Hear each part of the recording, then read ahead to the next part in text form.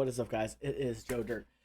We have a wonderful opportunity here that we are sponsored by Raise Energy. If you click the link in the panel below that says Raise Energy, it's our affiliate link. Use the code Joe Dirt for 15% off. This is a cool opportunity for us because it will help us get kickback as well as get you a great product. My favorite is obviously Baja Lime. It is amazing. They do have several other flavors here as well, but I would recommend if you're looking for a canned energy drink to get the variety pack 1 or 2 to give yourself a little bit of a different take.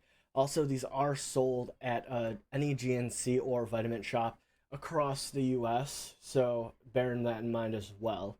So that way, if you want to go down to your local GNC or vitamin shop or possible gas station, but it's better to go to a GNC. You guys can pick it up and try one for yourself. So they do offer the different cases here for different flavors, as well as they do offer a popcorn as well. So they offer a snack, and they also have different flavors as well. Peanut butter cup is great if you're looking for a healthy alternative snack, and if you enjoy popcorn. Also, they do have pre-workout, as well as they do have the different weight loss muscle builders, as well as health and wellness. I do like their hypersleep. It is good for for those of you like me that have a hard time sleeping. I do favor their sour gummy flavor. It is nice, as well as it just helps you get that clean sleep, as well as it does not affect you as much when you wake up. It helps you go into sleep as well as come out as well. It is awesome. They do have a lot of apparel as well, which is great. I mean, everybody knows that we love apparel here. It is awesome. As you can see, I've got this great quality shirt. Love it. But yeah, guys, that's about it. Like I said, if you want to pick up some of the Raise Energy, click the link below. Use code Joe Dirt, 15% off. And guys, again, this opportunity was made possible by you and by your support. Thank you guys so much. We'll see you in a few.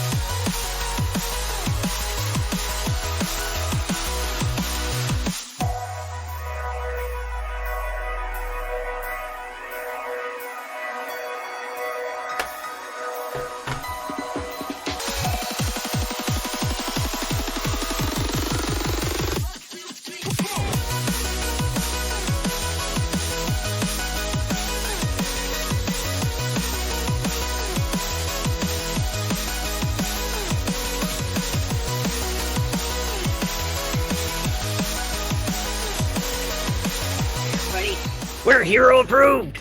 Look at this guy over here. This is Grudge Couch, where the players are guaranteed to be more intoxicated than their characters. Ha! And they're gonna make you laugh your ass off. And that guy over there, dragons in the dining room. They actually stream from their dining room, and I don't know how they put the fucking dragons in there, but it's pretty sweet. They all jammed in there. It's great. Big guy down there, Joe Dirt. Yeah, gotta jump in the hole. Gotta jump in that hole. Good homebrew stuff. Yeah, good times. This little lady down here, wholesome heart. That's what she. A little bit of chaos. Yeah, a little bit of chaos. And me, you gotta catch me on Saturdays. Agent Spooky's Pocket Mojo. Hit the road. And we are hero approved. Don't laugh. You're making me laugh.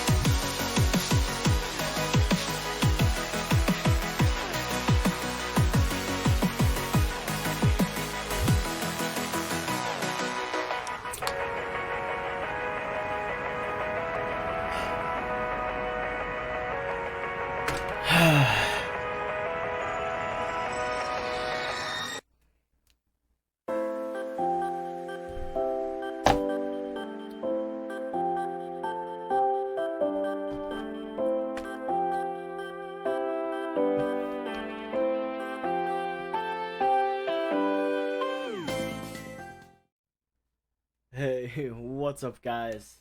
It's Joe Dirt.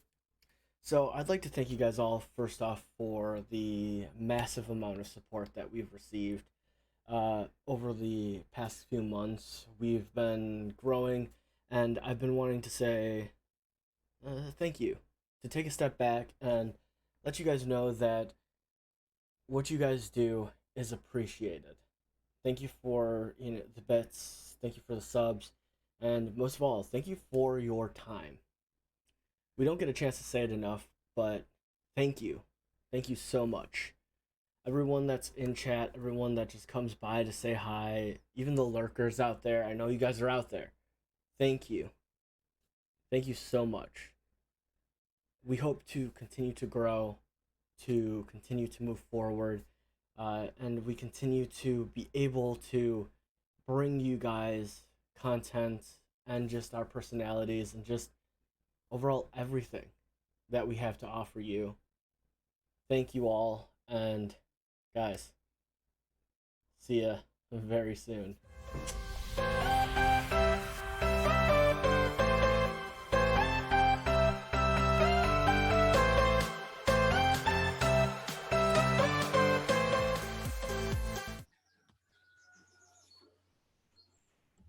Hello. Good noon, good midday. Happy Sunday, y'all. Welcome to another episode of Saga Black Lotus here with the Just Roll with the Gaming Group. I'm Mike, DM here on Sundays, and I'm here with the rest of my friends and cast of Just Roll with the Gaming Group, also Black Lotus. We are going to be down one of our players today. Our lovely, beautiful Elena is not feeling well, so we wish her the best. Elena? Portia, Elena. One and the same, in my opinion, right now. But she is resting, and we hope for a fast and safe, speedy recovery. Announcements. I don't have any announcements, I don't think. Does anyone have any? I mean, it's my birthday, I guess. Happy birthday! I am almost 30. Almost. I'm 1 year away. I'm in the same boat, but Just turned 50. Hey, 50's a new 30. 22. Hey. thank God. I posted it on Facebook, and like one of my friends was just like, "Oh my God, you guys look the same age in that photo." I'm like, I don't know whether that's a compliment for her or an insult. I think it was for her, but then they just completely disregarded you. I know, because so I made a cute little comment. I was just like, "You haven't aged a day." You take it however you want. That's pretty much how you do that. Announcements for the group, none so far. We have no patch notes. Nothing big has changed yet. I'm sure once the group levels up, there'll probably be some patch notes coming. I have a few questions on that. Are we all gonna roll HP at the end of the beginning of the stream to make it a community thing? Yeah, that's the plan. Okay. Yeah, we're just gonna do it like probably before session, or maybe we might just like do a pre-record and then just post it.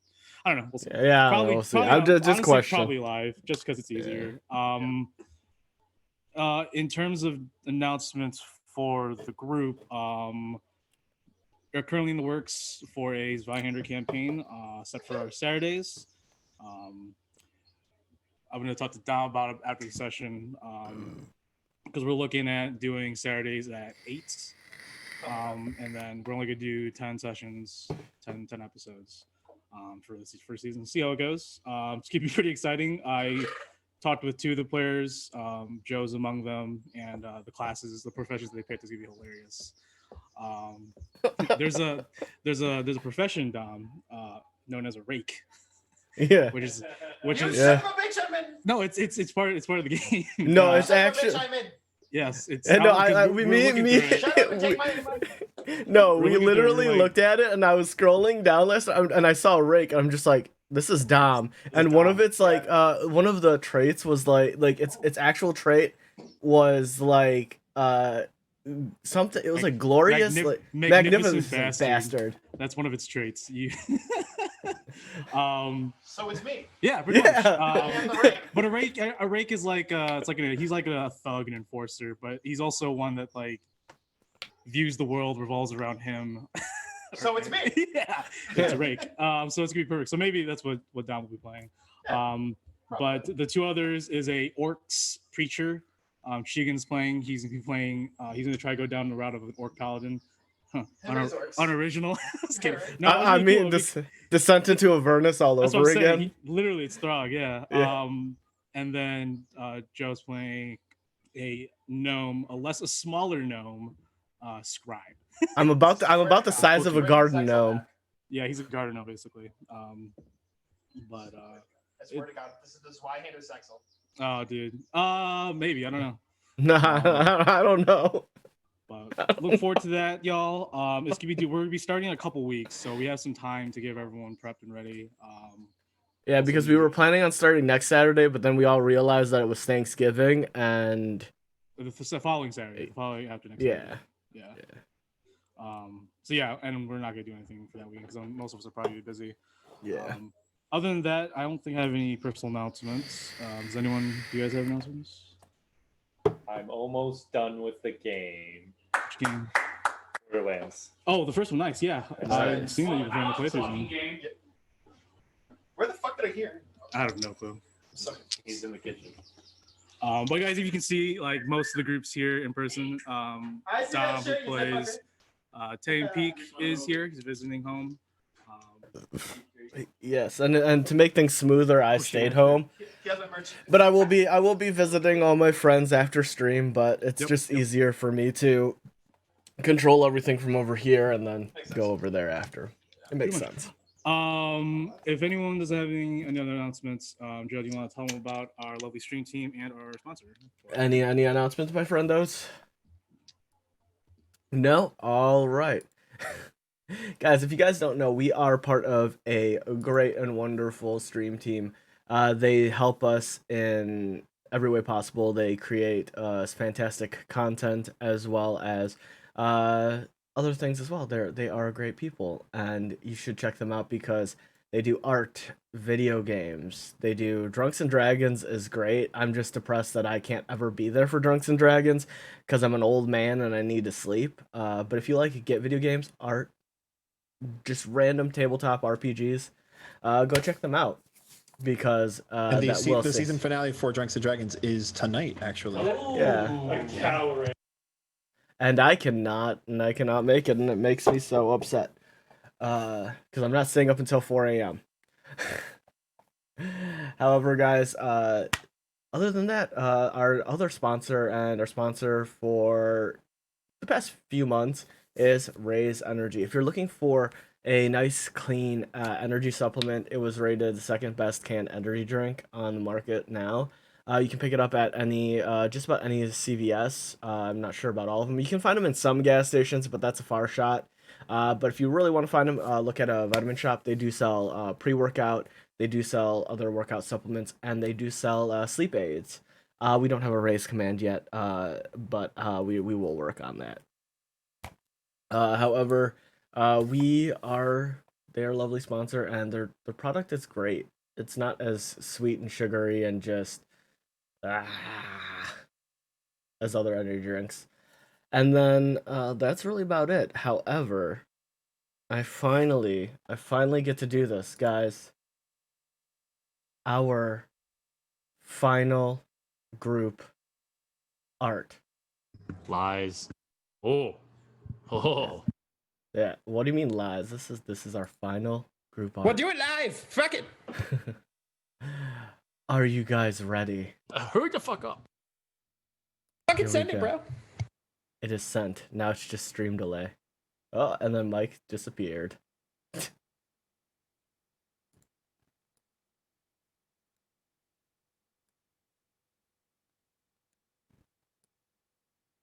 All right. It is sent, boys. I fucking love that. I absolutely Yeah. Look at that guy. Nice. That's worth every single picture. Yeah. So if you guys look at it, you guys can see that it is a dynamic pose. Now you understand why the people are in certain poses. And if you look in the center, there's a lotus. Noticed. Yeah. Duly noted. But yeah, no, guys, it's super cool, and thank you to Christian Wolf Art here on Twitch, Twitter, Instagram. He did all that art. All of this will not, well, unless it's demanded, it may be put on a shirt. However, I was thinking more of a poster. So if you guys do like Whatever the art, we do. yeah, we can do that. Either way, I absolutely fucking love it. Yeah, so we will put it on the corner. But yeah, that's it. This is what I've been working on for so long. Now it's done. It's over. Fantastic, cool. And it Right. couldn't have been at a better time because Mike, happy birthday. Look at what you're building. Happy birthday! Look at him. Look at him. Look at him. Look, everybody Almost look at 30 him. years old, just like me. What was? I can't hear Mike. I have no clue what Mike is saying. He's asking about Yeah, the master the- from Where Hunter he's x like, Hunter. where he's just like, it does that, like special attack. You never. Wait, who's seen Hunter Personally, x I Hunter? never watched it. I just watched well, clips you're of missing it. out. The old man, the old master. The And brain dude? Yeah, the one that died eventually. Oh god. Where his special attack was just like. Oh, the rose. Where thing? Well, he does that too. He does his attack. It's 100. Yo! Right. Yeah, yeah. And then he just like becomes a heart. It's like a. Anyway. I don't know what's going on. I don't know what's going on there. I just had a. It's going crazy over here now. Yeah. They're all slowly drinking. Slightly now. Slightly. It's progressively going to get more and more drunk as the session goes on. Fact. Fact. Act! Yeah, thanks, Joe. Thank you. Yeah. It looks great. I can't wait to start putting those in our promos. Set up our wallpapers and our banners for those. Great. Ish. But yeah, shout out to Christian. Christian, amazing job. Can't wait to work with you in the future sometime again, hopefully. But give a big shout out to Christian. Does good stuff. He really does some cool comic Good book job, art. man. Good job. So I definitely recommend you guys go check him out, give him a follow. It's Christian Wolf at Christian Wolf. I think on Twitter as well, and also on Instagram, Christian Wolf Art. So Yeah, he is a great guy, and he also does. he's Yeah, a realist. he does Twitch. He does Twitch too, right? Yep, Stream? he's on. That's how I found him. We actually rated into him, and I sat there and I was like, "You are the man. I need your art." I rated him and I said you are the man. That's it. Yes. That's all I said. And then we proceeded to work on these wonderful things. But yeah, that's all I got. I mean, I've been playing Assassin's Creed Valhalla. Unfortunately, you know, a lot I of saw us you play 5 hours yesterday. Well, when I logged in. Yeah, no, I'm in love with that game. Like, it's just so much fun. It's just so much fun. Yeah, I bought Pokemon Sword for the flight over here, and then I beat it like 2 days ago. It's fine. Well, yeah, this game, like, I'm finally getting to killing zealots and stuff like that. It's great fun, and they have a whole Asgard thing I didn't know about. That's freaking crazy, dude. I'm just like, give me all the Norse mythology. I love it. But yeah, no, it's good times. But yeah, this week has been I've been taking a back seat from doing our normal streams, but we will be going back to normal on next week. I've stuck to our staples, which were Friday and Sundays. Those are kind of our staple streams, but other than that, we'll shift back onto the extra streams next week. But other than that, I really don't have anything else. Cool. Awesome. World of Warcraft is coming out very soon, people. Shadowlands. Yeah. Kyle is definitely excited. Very excited. He's excited, but he has a lot of shit to do because he runs a guild. So That too. So I'm gonna be pretty much streaming every single time oh yeah. when I get home from work, and then right before I go to bed, I'm gonna start to stream. I won't lie. Like, I've been world building more. I've been expanding on like the Shadowfell and the Feylands in Anzoria. Shadowlands is fucked, y'all. It is super. It's worse. Like in my opinion, it's worse than like the Plane of Pandemonium that I've made, and the Plane of Pandemonium is Pandemonium. But the Shadowlands, there's some. Wait, Shadowlands or Shadowfell? I call them both. I use both. You can use both. I just wanted. Yeah. So Shadowfell, Shadowlands, I don't care. You can use both. I mean, it's the same thing. But the homebrew monsters and the atmosphere I homebrewed for the Shadowfell is disturbing. And I was talking to Elena a little bit. She's like, "Oh, that's great." Sounds about right. No wonder my character is so messed up. I can't wait to look forward. I can't wait for you all to look forward to Black Lotus going to different planes. So we are not going to those. We are not going to those planes. Cool. It doesn't matter. The man's decided to go into the void. Dibs on going to the Feywild. Maxine is the daughter of a Tulani. If there were all those who know a little bit of lore of like Forgotten Realms D&D or like official lore, Tulanis are like the highest ranking lords and ladies of the courts, of the summer court and spring courts. So she's now that since her parents are dead, she's actually a Tulani. So that's good. That's a good ally to have.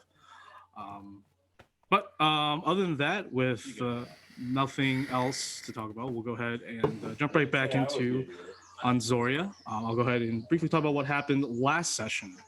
So last week, y'all, the party came across, we're searching for the High Road Caravan, found one of the members, and then eventually found their leader. Unfortunately, one of the other leaders, Meru's lover, Delo, a Arandrashi elf or a desert elf in my world, got her curiosity got the best of her. She went to a shrine that everyone, sort of the locals and everyone who traversed these paths knew to stay away from.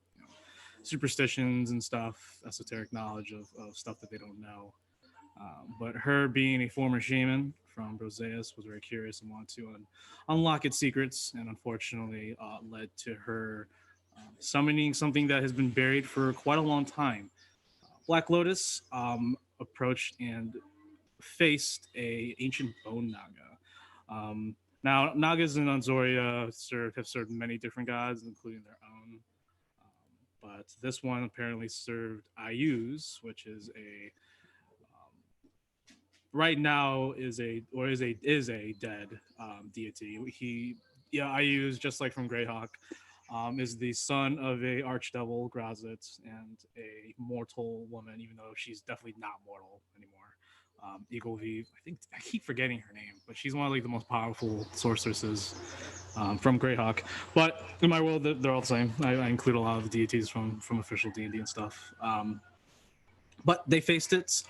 It was a pretty hard-fought battle. But the party prevailed. Black Lotus proved their mettle, made some really good moves, made some great tactical decisions, and also utilizing Essential to take the bulk of the damage. Eventually put down the ancient bone naga and traversed its lair, its tomb that was set into it. If anyone who doesn't know what nagas are immortal. They do not die, technically. There are a couple of ways to kill a naga, but Nagas for the most part do not age or die from mundane diseases and normal instances of death. They found some interesting artifacts down below. Much of it loot. I think the Maya picked up a ring that belonged to some sort of servant of Ayu's. On those glyphs for the binding. Yeah, Nemea recorded and copied the glyphs on the pedestal that had bound this ancient bone naga, looking to the future to maybe understanding and putting that kind of ritual in her repertoire or in her bag of tricks.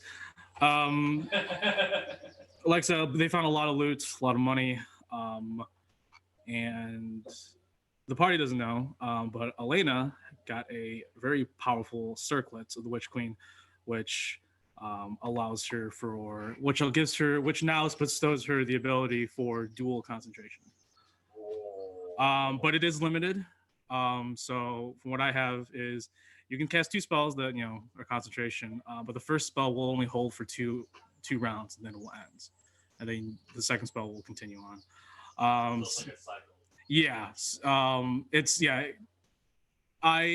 wanted to definitely bring in an item like that, but I didn't want it to be where like I want to put like a moonbeam and something else, and it's just gonna be on the field. I mean, eventually you'll get there, but it's gonna be nice. I think Portia is gonna be throwing out even more concentration spells in the future. Mm-hmm. Level 2 cleric, remember? Yeah, so she's got to put some ranks in there. But other than that, they rested and proceeded back to Austerith. It has been almost a week in game. They had been away from the city, away from their contract for far too long, and hastily make their way back to Austerith. And that's where we'll pick up today. Right now, you're all in the wagon with everybody. There is like you guys are leading like a little small caravan of remnant wagons of the High Road Caravan. It's around noon. It's pretty nice sunny day, and as you all sort of cross the crest of the hill, and eventually we'll see the Tiber River. You're gonna cross the bridge into Austerith. You see that there is a massive line. The bridge is filled with tourists and people, and you can easily see that the city is just filled with way more people than it was when you guys left. With the Lantern Feast Festival only a few days away, the bulk of the tourists, the bulk of the people coming for the festival are now arriving. And as you all get to like the end of the line, it's gonna take probably like an hour or two as you're all just sitting there. Oh, great! I love tourists. Yeah. So right now, you guys are just currently stuck on the bridge, slowly making your way across the bridge. The Barony Militia and Lawbringers are at the other side, checking people in, checking carts and stuff like that.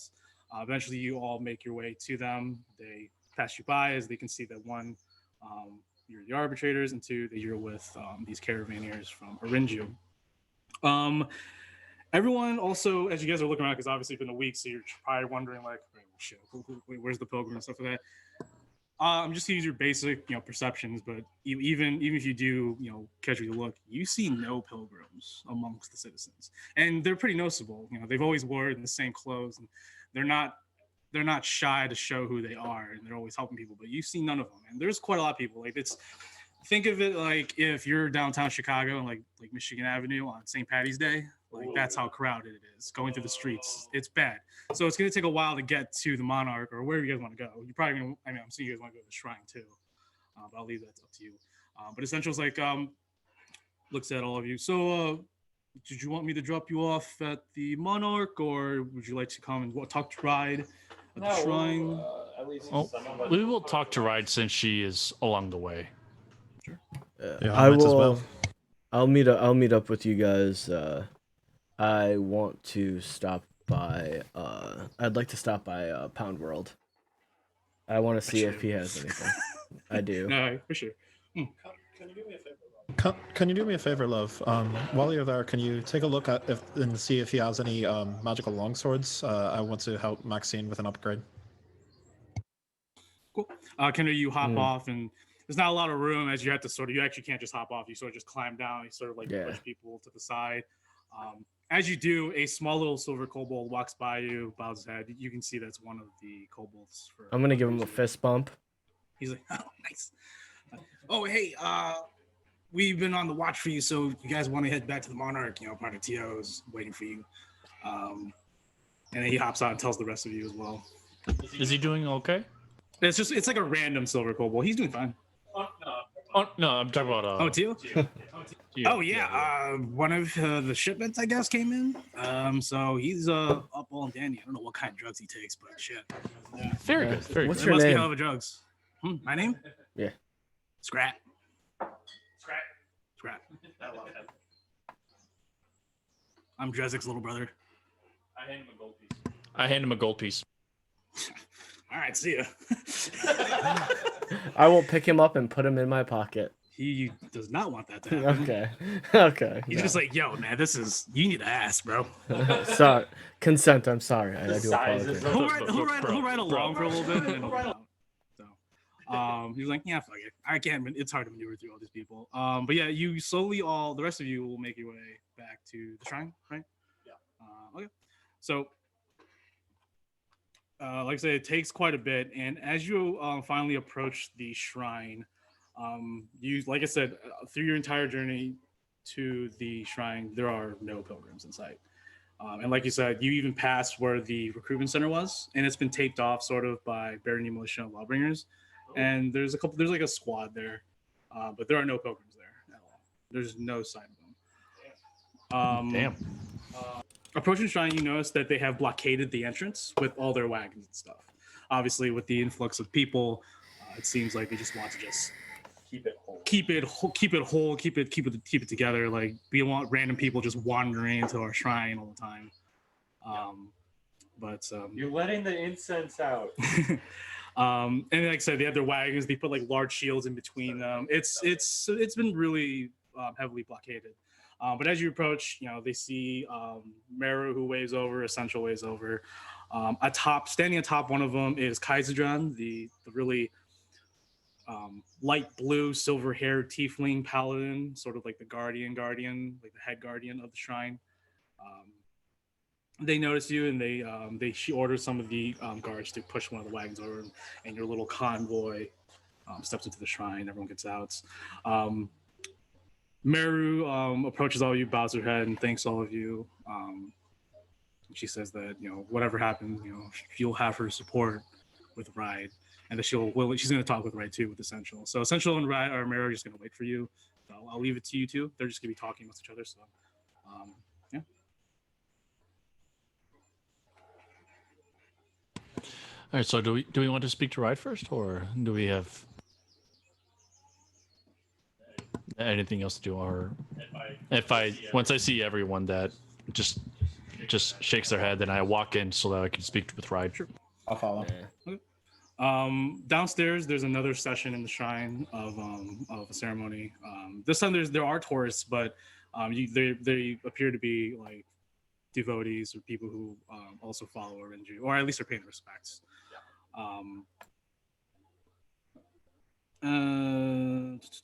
Essential and Meru guide you and Nemea, Tay, and then they await in this small little chamber, and there's like a little opening with a curtain. The heavy smell of incense and distant chantings from the other rooms really creates this ambiance within the chamber. Sure. Shark bait. All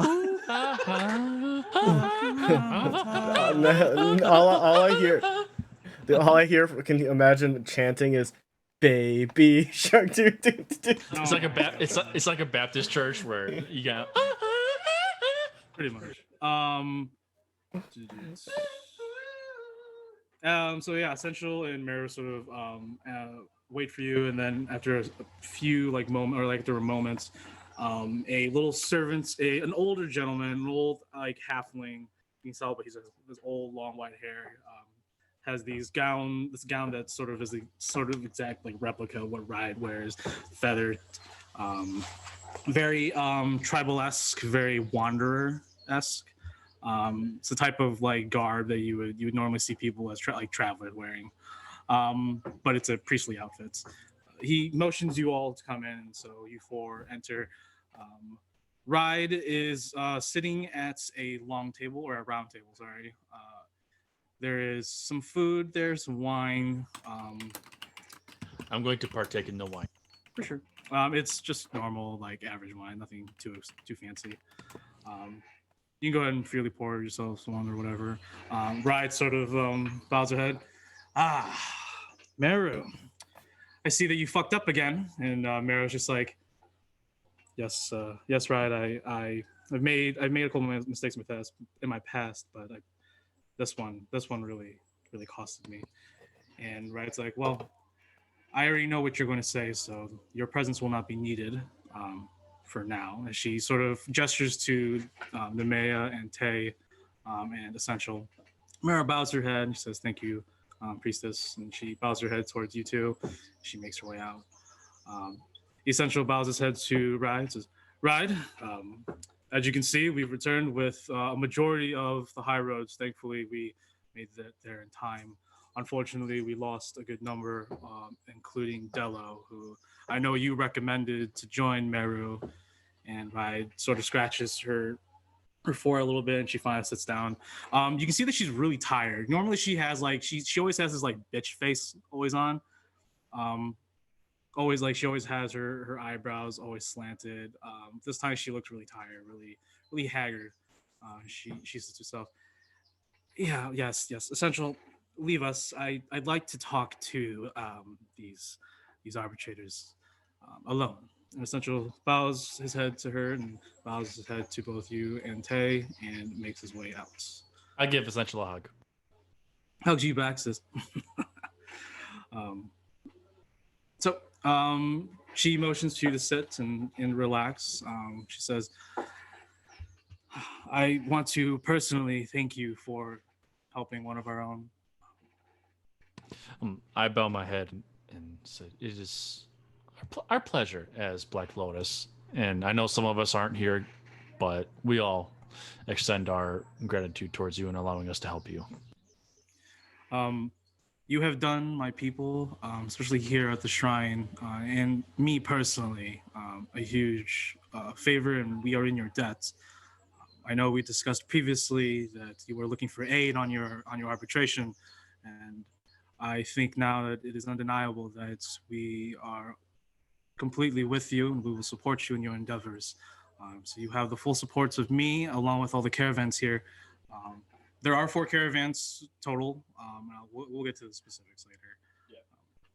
But if you need help or anything, don't hesitate to ask the caravan leaders. I've placed Essential as our liaison to you. So if you want to just go through Essential, that's perfectly fine. Very good. Very good. Was there anything else that you needed? As of right now, no, since we were gone for more than a week and we need to get back and get our bearings straight so that we can continue our arbitration. Then we will definitely send word back to you. With 3 days left until the festival, we are probably going to need you very soon. But I need to get with everybody and see exactly what is happening. Yes. Unless you could provide information for us right now, like the current happenings of what's, especially with all these tourists that came to the city. What would you like to know? Like the position, like we saw no pilgrims of freedom whatsoever within the city. Yes, a lot of the merchants that follow us and a lot of other supporters have said the same, that the pilgrims have left the city. Some of my people have told me that a lot of them have made their way to the carnival grounds. And that started happening about 3 days ago. I'm not sure. You would have to converse with one of our caravan leaders. Her name is Teru. She is part of the Sunset Legion. I can get with Vincenzo as well and see what the lawbringers have done in order to keep tops on them as well. Very well. Is there anything else that you needed me? No, at the moment, no. Very well. She bows her head towards you and continues eating. She, like I said, she's very tired and haggard, and so she just bows her head and just continues eating, continuing what she was doing before you. Do you need anything, darling, before we leave? No, nothing. Thank you, though. Very well. I'm just concerned. Oh, I have been fasting for the festival. It's common to show my appreciation for Arinju. It's something that priestesses and priests of my faith sort of undergo. So if I look a little ragged and tired, that's why. Very well. Then we will take our leave. Okay. You say you leave. Essential is outside conversing and talking with Portia. Portia is probably, I would say Portia is probably like sort of talking to Tura. Now, and I'll post a picture of what Tura looks like. I think, I think the only people that met Tura was actually Zypher and Portia. Yeah, because they were there when they originally came in during the teleportation. No, they met him at the graveyard. Oh, right. Out in the crumbles.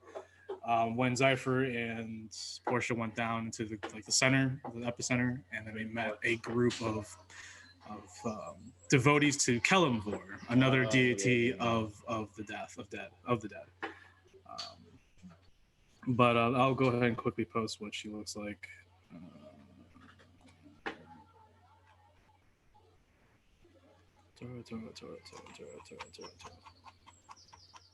What do you do, Zypher?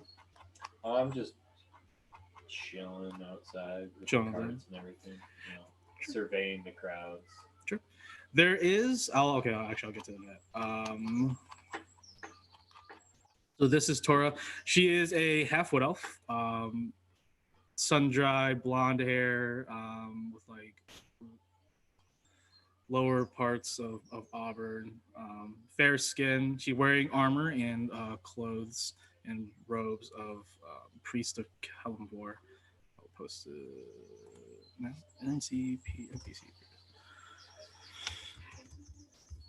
She's definitely a sort of cleric of Kelimvor. She has the iconography on her shield and on her clothing. And she's got a Rasengan. Yeah, it's a spirit Rasengan. Nice. But bows her head and they converse with each other. Zypher, you, when you're like chilling with Portia and right like as Tay and the man and Essential return from meeting with Bride, you do spot someone who eventually walks up to Essential, and Essential actually bows his head to this person. He wears the same symbol and iconography of Essential, so they're part of the same Helping Hands caravan. This very dark-skinned man, like ebony skin, bald head, but he has like a little bit of hair on the top that's tied into a braid that extends into a ponytail. He's wearing robes from Roseas, type of clothing from Roseas. This person is definitely someone who is of the Federation, but would normally be living out in the deserts, out in the villages, out in the boonies of the deserts. These type of people are the ones that sort of... Now, Tabaxis do live in the cities, but Tabaxis also live in these nomadic clans.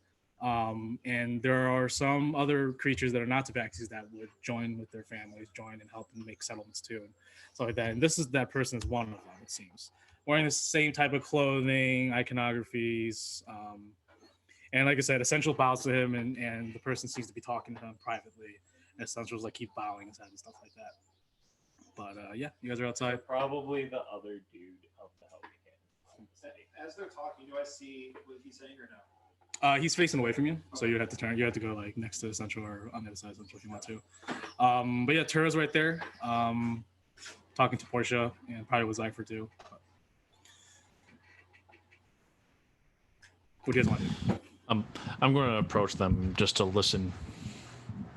Essential and the man. Yes. Okay.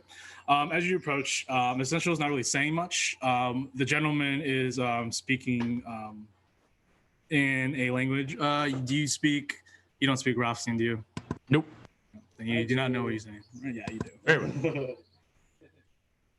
well. Rafsing's a blend of Northern African dialects with a little bit of Greek and obviously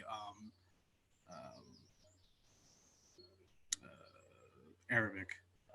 Because a lot of Broseus, especially the Federation, is like it's a mix of cultures that are made in like Mesopotamia. I would like to. I'd like to hear how that sounds. I know, trust me. I'm not a linguist. I would love to, but I know that combining them would be pretty cool. There's a lot of throat in like African American, like not African American. I'm sorry, African languages. There's. Yeah, I mean, this guy right here. If you're nearby, it's sort of like that old deep Nubian type of language mixed with some Arabic. But anyways, but do you want to go see what they're saying or no? No, For sure. I feel like it's between them. Yeah, like the if anyone's over there looking, the man he's very stone faced when he's talking to Essential. He's just like he doesn't show any emotions when he speaks. But this person definitely seems like a superior to Essential, even though Essential is technically the head of security for the Helping Hands. So yeah, what do you guys want to do?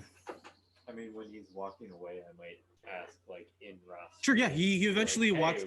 You notice that he walks away eventually, and there's this very immaculate, beautiful. Shit, what is it called? Wow, I used to have one. What's the thing called where you smoke shisha? Hookah? Hookah. He has a massive silver chalice hookah in a corner on a rug, and he sits down and starts smoking it. Just sitting there. Going to. Sure. What would you say, Kyle? I'm going to ask us to see if Essential's doing okay, or pretty much who that man was too. Okay, I'll start with Nick first. As you approach the ebony skinned man looks to you. He speaks in common because he assumes. Says, Oh, the assumption. Yeah, he assumes. He assumes, and he's not going to see much of his own like people from Broseus. Yeah. He greets. He's like, "Hello, could I help you?" And I will speak in Craftsman. And he speaks in Rafson. So you are from the Federation? From their lands. Where are you from? If you don't mind me speaking. Oh God. Mind me asking. I know it's written down somewhere. I know where it's written down to. Fuck! I'm not gonna do it. It's okay. You don't have if you can't find it. If you want to tell him, it's fine. I will tell them. Yeah. Okay. Okay. Very interesting. Can I help you? Just wondering what a fellow person from Broseus is doing around in these parts. It's not the most hospitable lands for someone of our culture. I think Broseus is less hospitable than these lands, but I'm here to make a living. What about you? Running from a past. Oh, shoot some hookah. Running from your past. I feel like everyone who's not from this continent is here trying to get away from the past. Yeah. That's an interesting bow you have there. Yeah, it's passed down from generation to generation in my family. Put down some big beasties once back in the day. Back in my day. So you were a monster hunter. The family trait is monster hunting. I chose a slightly different path. You were the one. I saw that. I'm like, wait, is it a 1 or a 13? It's a 1. Like it might have. So interesting. Not one for small talk. Is there a reason you come to talk to me? Just seeing. I assume you're the leader of the Helping Hands. Oh no! I am not Conrad. Conrad is our leader. Oh right, and he's on those plane trips, right? Oh, I see. You must be Essential's friends, Yes, the arbitrators. yes. He's told me a little bit about you. Though it is private, but yes, our leader is currently on a mission, you could say. All he said was he's on different planes. That's all Essential. Yes, I see. Essential likes to disclose private information to nobodies, but yes, we not only we do jobs here in the Materium, but we also do jobs in the outer lands, inner planes. He's not We wrong. can go. So what's, I guess, What's your take on the whole Lantern Feast Festival and everything? It's my 15th Lantern Feast Festival. I've been here. I've come here for the past 15 years. It's a good time to make money. It's a good time to trade.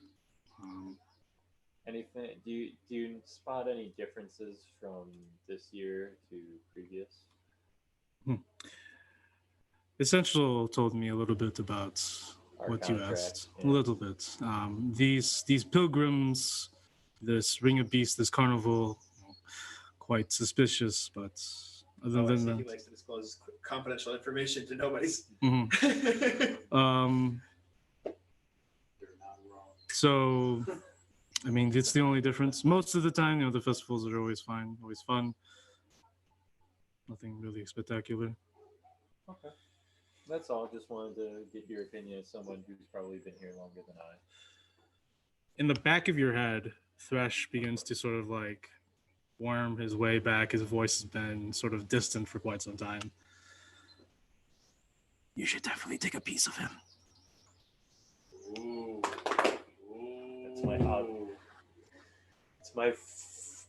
That's my frontal lobe cortex, Thresh. Please, it itches there. You feel this large, like hammering pressure in the front of your forehead as he moves his way. Replaces your cerebral, your frontal lobe. What'd you say? That's my lobe. I'll tickle you from the inside. Also, you say this out loud because you talk to Thresh out loud, right? Sometimes. So, But yes, that time I did say it out loud. he looks at you with a blank stare, like he has been this entire time, and just continues puffing on his hookah. Yeah. Most people think I'm probably crazy, so. I personally love that dynamic. You're all of a sudden just like, I will not do that. Wait, what? What's your passive perception? Low. Is it a 12? Is it at least a 12? Passive perception 13. 13. You see on his belt a very beautiful, immaculate sort of dagger. It is a dagger that is given to officers of the Federation Army. So this man used to serve in the military. It's only given to people who serve certain campaigns, and those campaigns are what is known as mob running campaigns, which is where the military sends pretty much some of the elites to corral the wandering monster mobs in the deserts. Because the wandering monster mobs in the desert, which can number from 500 to like 10,000, random orcs, giant scorpion creatures, other nasty things. They sort of have to corral them away from the cities, corral them away from the nomadic tribes that live out in the middle of the deserts. So you see that this person is definitely not. It's definitely someone who doesn't lack certain things. He definitely has seen some shits. He's at the same time, he's staring at you, but he's also looking at your bow this entire time. Tell me, is he like wall-eyed, like just like looking at him and the bow? well, because he's staring at him.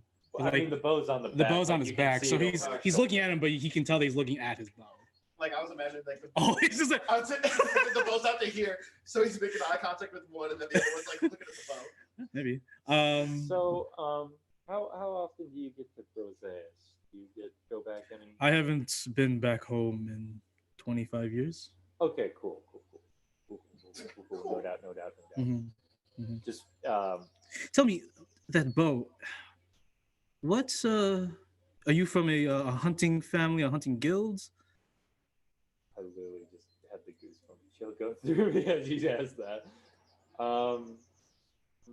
My family name is Crux. Interesting. Yeah. He puts another coal on his hookah, wipes off the old one, puts a new coal on there. I totally just thought he reaches for his dagger. Oh, I was like, I just heard that. I'm just like, oh shit. I was like, no, continue. Sorry. Crux, eh? interesting. Yeah. Forgive me, I may seem very suspicious. You just have a very immaculate bow. It's a very beautiful weapon, and I've only known, besides military, or people from either the Tian dynasty or anything other, the hunting guilds and hunting families in Broseus, they tend to carry such notable things. Yes, I do. The Crux was, maybe still is, a premier hunting family. I've heard of the Crux. been there. They are known. They are known. It is known. I ask about how long he's been away from Broseus because we found on part of a contract, we found a very interesting weapon. How interesting. More interesting than your bow? Very. A sword from the Imperial Legion. It was not a sword. It was a it's Guandao. Just I got letting you. you know. Yeah. It's like a halberd. Oh, Yeah. yeah. And it's from Yeah. the Tian dynasty. Tian. Are we talking Yeah. about I just wanted to correct him just so that way he knew. Yeah. For sure. But that's still in Broseus, correct? Okay, yeah. Yeah. So, Yeah. No, you were right on the path. It was just the wasn't a Tian sword. dynasty is right next to the Rafian Empire Federation. They are surrounded by mountains. It is a mix of ancient Rome with China. we found that weapon. You found a Misgard Hilbert. Yes. Are you planning on returning it? Yes. We do not want to deal with. As a fellow Brosean, I would hope so. Yes. I don't know if you've heard, but rumors say that they send spectral assassins to reclaim lost artifacts. I have heard whispers of that and tend not to want to deal with it as much as possible. Well, as long as you know what it is and if you are going to return it, then you shouldn't be worrying so much. Yes. But it is worrying that you have found one here.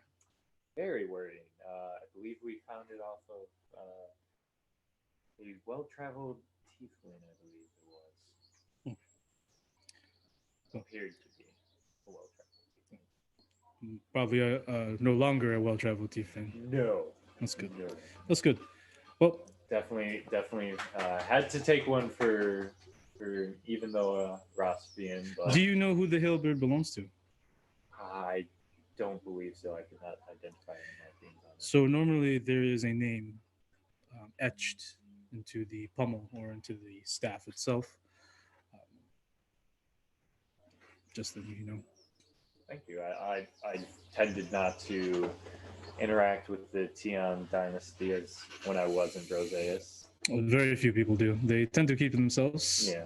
I mean, That mountain range is pretty hospitable as well.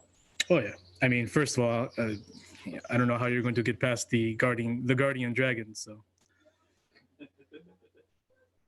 There was a plan in the works once upon a time. the Federation said the same thing many a times.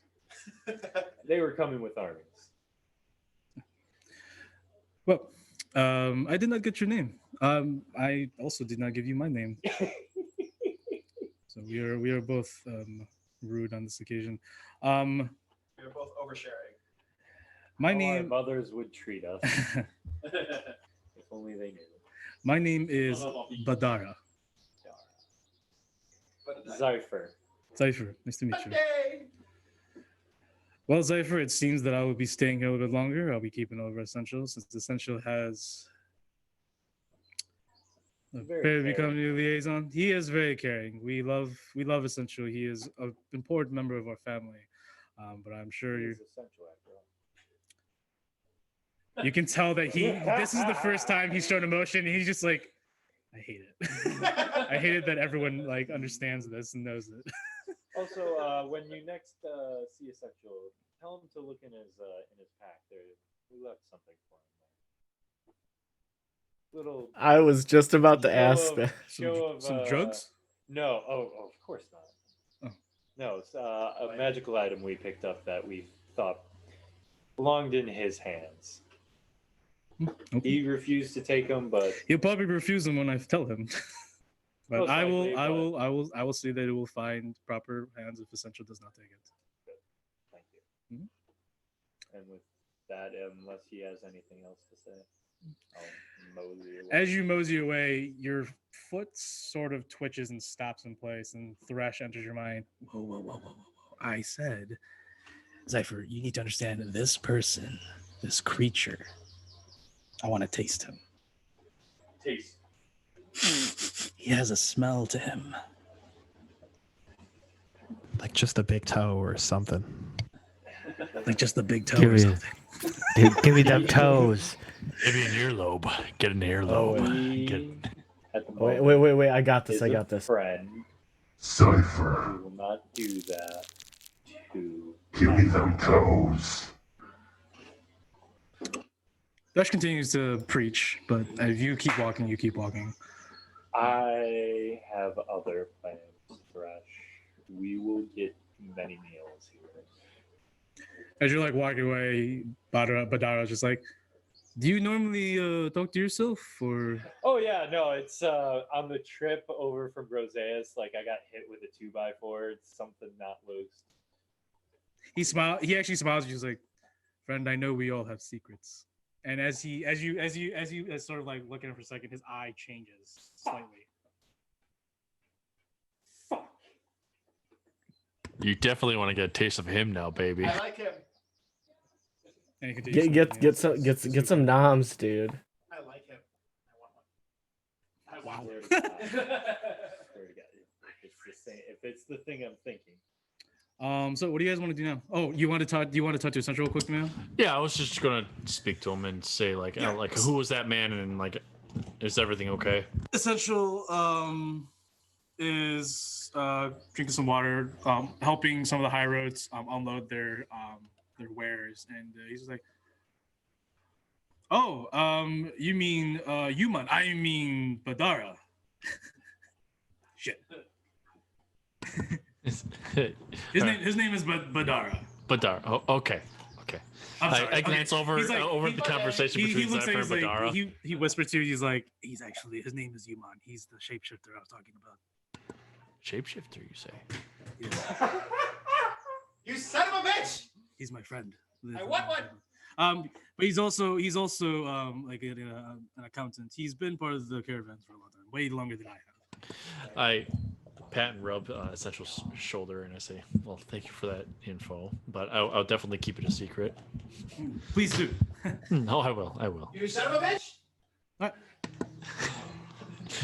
Is everything okay? It just fell off my shoulders. What is that? Is everything okay? Because we're probably going to be heading back to the Monarch. Oh yeah, everything's fine. Just helping the high roads unload. If you need me, I'll be making my way to the Monarch later today because I know that. Well, I'm your liaison, so I figured I'd hang around there. Very well, because more than likely going to have to send word to Ride once we figure out what our next plans are going to be. Understood. I give Essential another hug. Hugged you back every time. Be safe out there, man. You as well, Essential. And then I walk back to the cart and I look at everyone and say, are we ready to go back to the Monarch? I want to go with Benzintra. Where are you gonna go to find her? I'll ask one of the lawbreakers that just kind of Sure. out corralling to see if they know where she's at. Yeah, one of like this young woman looks like she's a greenhorn. She's like, oh, Sister Princess. Oh, she's at Bison Hall. Oh, perfect. Thank you. I can take you there because I plan on heading to Bound World as well. So, Namir, you're heading back with Portia to Chase Mom. down. Yes. Chase down, Kindir. Sure. What? We'll Nice. go ahead and start off with Peak over at Bison Hall, and then we'll catch up with you and Kemir over at Pound World. So you make your way to Bison Hall. Like I said, it's hard to navigate through. You're just gonna have to. There's so many people out. You can see riding on horse. that's even worse. You're So trying to ride on it's like a horse. Chicago cop on horse and on Michigan Avenue on fucking St. Patty's Day. Move out the way, you drunk fucks. I mean, Nay, this is the sound of the Oh, yeah, police. you can see above the crowd, of course. That's also the point of For this, sure. like Okay, survey yeah. vintage. Did you want to keep on the search for something, or? Just still kind of like looking to see if there's any ruckuses. Oh, for sure. The only ruckuses you guys will notice is that all these tourists are like asking like lawbringers, like they're huddling around, like, hey, where's this? Where's that? Where can I find this? And they're just like, please, one at a time. Like, and there's like, I mean, they're like, Get a town groups. map, you dickholes. Right. So you can see that the lawbringers, law mages, Barony militia are all just stretched pretty sparsely in the city currently. So you make your way into Bison Hall. There is a line, but you do see Vincenzo outside walk out, and she sort of just like takes like a breather, and she like you can see peer through the doors. There's like so many people, and like inside there's a bunch of these nobles, like from Ducians, from Oglever. Here to probably come from like they come for the festival as well. Damn, all the way from Oglover? Yeah. I mean, you can see that Lord Dupree is over there talking to a lot of them, like as the door closes. As she walks out, I'm gonna use just like a random like citizen voice, like, "Excuse me, ma'am." And she's just like, please, ma'am, I'm on break. If you need to find a lawbringer, I can have one summoned here shortly. She looks over, is like, oh, hey. Trust me, I know with the crowds it can be a little bit overwhelming. I actually spoke with Partatio a couple nights ago. Fantastic.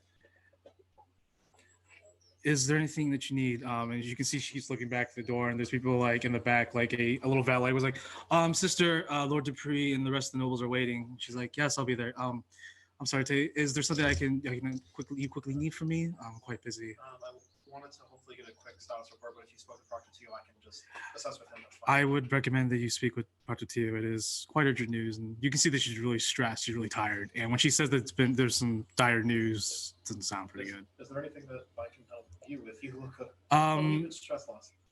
Your proctor will inform you what I told him and your companion, the Tabaxi. You'll find out more from there. I will try to come to the Monarch later tonight when everything sort of died down here. But as you can see, I'm quite busy. So. If you need my aid with anything that's happening, I can tell. Oh, you'll learn. You'll find out. I've asked Tio. There is a situation that we all will need to attend to. And like I said, she's very, like I said, the tiredness of her is really what you see, but there's obviously something wrong. Like she's not trying to talk about it right now, probably because there's so many people around. That's why she's interesting. I'll debrief with Partatio. You said you're headed to the Monarch later then? Yes, I'll try to make my way, hopefully by like 9 or 10 if I can. Okay. Take care of yourself. If you need anything, drink lots of water. And she gives you like a faint smile, like, and she walks in and closes the door behind her. I'm about as much as I want to sneak in and be like, what the fuck's happening? I'm just going to head off and head back to the Monarch and then let them do the Commonwealth stuff, and then we all can regroup at the Monarch. Sure. So Kemdir, before Zypher, you get to the Commonwealth with Kemdir, you make your way to Commonwealth, and there is a massive line, much longer than the ones that you partook in, like the first time. So you're going to be waiting for quite a bit, unless you want. I don't know. So I'm just telling you right now, that's the situation. So you're at the end of the line right now. There's probably like 45 people in front of you right now. I would wait because I would have gotten there, and this would be on the way for them. Yeah. While they're doing their thing, I would have my hood up and just like I would just stand there. Okay. So you wait. Eventually, you eventually are allowed in. The small, short metal golem, one of Dolga's sons, lets you in. They don't speak. They just sort of motion you to come in. You can see that the shop is in a tizzy. There's a lot of people in here looking around. You can see like a couple like dwarves like arguing with one of the sons of Dolg. He's like, oh, that's not how you fucking hit it. What kind of hammersmithing is this? What? This is bullshit. You call yourself a smith? Dolgus, what's up with these? And he's like, stop talking to my sons like that. And you make your way. And I would give one of them like, a little head pat, like the smallest one. The other one. Yeah, the shortest one's the one that let you in. He's like the middle one. I would give him a head pat. Tink, tink. Sort of walks back to his smithy. Oh, did it? There's pictures, I think. Oh, yeah. I'll go ahead and repost them again. That's fine. I know they're in there. Yeah, the metal one's that short metal one has horns for the helm. He's the iron one, the iron golem. I love them. Yeah. So Master Dog is at his desk right now. He says, Master Kemdir, how can I help you today? So this is what it's like on the Lantern Feast Festival. Oh, it's only gonna get a lot more crowded and a lot more hectic. I can assure you that. Is there anything that you need today? Though you're busy, do you have any anything different in your wares by chance? Sure, give me a second. I posted the one in Discord, Gerald, with the son that Yeah. That is adorable. Yeah. I'd give him a little tink tink. Yeah. He goes back to the smith, and then like a half elf comes up to him. He's like, "All right, this bow is shit. Redo it." And like the golem just like looks at it and then takes the bow, cracks it in half, and starts again. Yeah, let me check the wares real quick.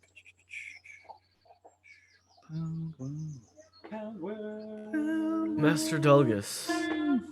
Yes. Why are people in such a huff lately? All I see is arguing. Usually this is a place of relative peace. Now I do have mostly customers, but I also have former colleagues and people also of my trade who come in and like to compare my wares. You know the thing, the business to compare one's works with others. So if you don't mind them, they're just obviously critiquing my son's work. But they're also critiquing your sons. They seem like fine boys. They are fine boys. They are my boys. And They whatever are they best say, boys. they are my bestest boys. But I care less. I care little for what they have to say about my son. I know my sons are the best. So, for around one of the golems is like, Never gonna let you down. Never gonna get down. So for his listings, he's I think he has a Pound World Booming Rapier, Pound World Hauberk Armor, Pound World Half Plates. The Arcane Falchions are still available. He has a Pound World, what is called the Ghoul's Heavy Crossbow. The Corrosive Heavy Flail is also still available. It's got a shield. What are you looking for specifically? I'm looking for some better armor. Really, it doesn't have to be. It doesn't have to be like attunement armor, but I'm looking for like +2 armor or something. So we have Pound World's Hauberk armor crafted by one of my sons. It is a breastplate. It is 14 plus your dex, max 2 for the dex modifier. It has first tier proofing. It has the breathable and spike traits. So first tier proofing means that if you take damage 6 or less from non-magical slashing damage before resistance is applied, you take no damage. Breathable, you have advantage on saving throws to make against exhaustion effects due to extreme heat. And then spiked is creatures that try to attack you or grapple you, or creatures that attack you with unarmed strikes or natural weapons. Armor that's been modified with sparks, barbs, similar. It deals 1d4 piercing damage to creatures that attack you. Oh, okay. That's going for 1,600 gold right now. 1,600.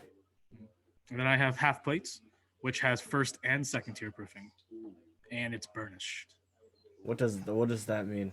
First and second tier proofing means that if an enemy hits you and does 6 or less non-magical slashing, 7 or less non-magical slashing or piercing, now that it's second tier, you take no damage. And then burnish means while wearing it, you have advantage on charisma-based skill checks when interacting with certain humanoids, and that's just determined by me once you take it or if you buy it. Oh, okay. And then that one doesn't have like the spiked or anything. No, it just has the first and second tier proofing, and it's burnished. And are these both +2 armors? That one is a half plate. The half plate is that like are they both +2 or? Half plate is automatic AC 17, and then the breastplate is the plus is 14 plus dex max 2. 14 plus. Oh, okay. So that one it's a is breastplate. Yeah. Sorry, I was looking at. Okay, so yeah, so 14 plus 2. So that one's normal. So the half plate is. The half plate gives. If you take 7 or less damage from slashing or piercing, non-magical, you take nothing, and then it's also burnished, which means it's just very finely polished. Okay. That's going for 3,500. 3,500. Okay. And And is the half plate a +2 half plate, or are they just both base half plates? No. The first one is a breastplate. Well, no. The breastplate is it a +2 breastplate, and is it a No. +2 half plate, or is it just normal? It's just a normal breastplate. Okay, I'm and a looking for normal half plate. +2. I have none. Either we're currently sold out or we're still making some. Oh, okay. I will take the you said the I like the look of the breastplate. Mhm. No.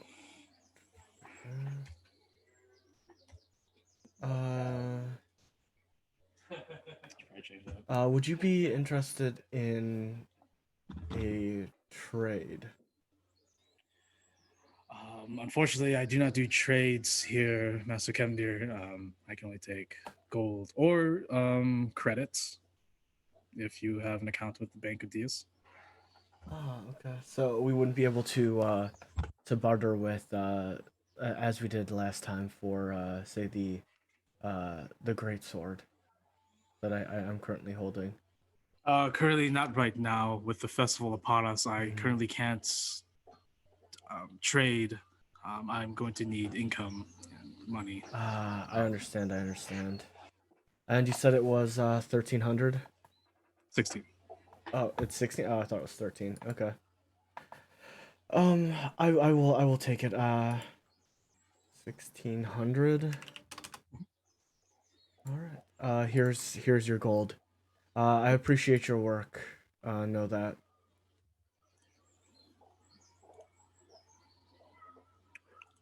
And do you have the armor already set up, or in D&D Beyond, or no? No. No. Okay.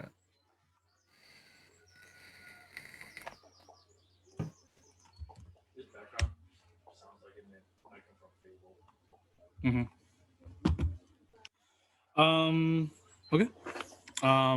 Is there anything else coming in that you want? No. Thank you very much. Okay. As you're maneuvering your way out of this crowded workshop, Zypher, you make your way in.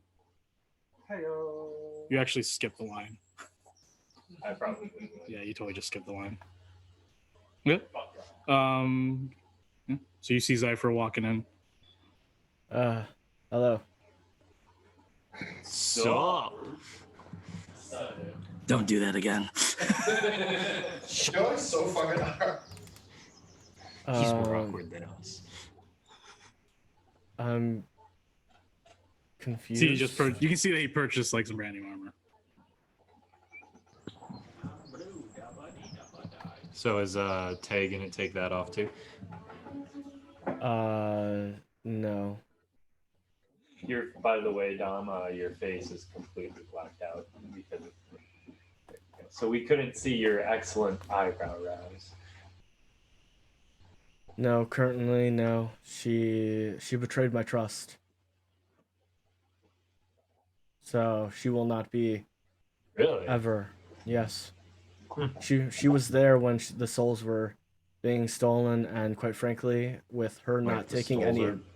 What? Nemea was doing some weird ritual, as I mentioned before, taking the souls of the Draconians. She just sat there and she said nothing. What that told me is she is evil, far evil than even Nemea. So know that they are consorting in soul stealing. Of what, I don't know, but I know for a fact that Nemea inherently isn't a bad person. However, their lack of trust and their clear boundary between everybody else, that is of their own design. I mean, I'm not gonna tell you that you're wrong. I'm just gonna say take everything with a grain of salt, and if you got a problem with something, ask. I did ask. She said nothing. Oh, okay. You were in the tent, Zypher. Was I? Yes, you were. Everybody was No, he crowded. wasn't. Yeah, I typically don't go in the tents. You didn't address the entire group. You only addressed like Nemea, Tay, and Portia, maybe I guess. Portia. I called everybody in because it was he even spoke about the jar. Wait, what is this? What tent? What are we talking about? No, the tent when we were talking about the painting with the nameless grays. I gathered everybody together. And I asked them Still if this. trying I do recall the painting talk, but I Yeah. don't recall you questioning about the ceremony. Yeah, that was right after. It was right after that the 2 weeks ago. Before the big fight. All you said was just basically about like that we need to like be more open and trust each other, but I don't believe that you specifically called out the ritual. Yeah, I did. No, you did not. You did not drop that Nemea is stealing souls. No, Portia would have said something. No, she did, and then she's just like, "Wait, souls." She said, "Wait, souls." Okay, no, we're gonna readdress this at a later moment, and then she walked out, and then she had a conversation with me on the hill. I remember. You can watch the VOD. I remember this clearly. You asked where those souls were, what I was doing with those souls, but then I just stared Oh, at you because you were calling me out and fired at the entire and then nothing and I just else stared at you. happened. Okay, yeah. Okay, That's why I know she I didn't go approached into. you. Yeah. And then, well, no, Portia just approached him for something completely different. Yeah, that's why I said. Yeah, the poisons. The poisons. Yeah. The poison. Yeah. Anyways, Yeah. It wasn't like specific, but it's just like you were just calling me out abstractly, like, "Hey, what are you doing with those souls?" Okay, yeah. Then yeah. Okay, that makes more sense. But you were there, though. Yeah. I mean, yeah. I mean, everybody's got their own deal, you know. Zypher, you know that the world is harsh. The world is unforgiving. The world is relentless. Yeah, and some people do what they have to do to survive and make their way. However, you might not always agree with that. You might not agree with how I got here. I might not agree with how you got here. But we're here. We're on a contract, and we're in a group together. Well, that's the thing is, our sometimes ideals... you got to overlook differences and make things work. And that's the thing is that you're agreeing with what I'm saying is I'm not calling her a bad person. With the world being unfair and relentless, we're supposed to be, and then he literally does this, a team. How can we not? How if we can? Evil souls too. Not all of them. That's why. I mean, souls are souls. I don't know what the heck that is. That is why I'm not. If they were evil, oh god, I'm gonna look at him and just be like, I mean, you saw what it was. I don't know too much. I don't know anything about it. I want to know. However, okay, the thing about it is I'm not. not. My room later tonight. No sexy time. Okay. Well, no. The thing is, I'm not disagreeing with ideals or ideology, Zypher. That's what I want you to understand. What I'm trying to say is, if we don't have trust in each other,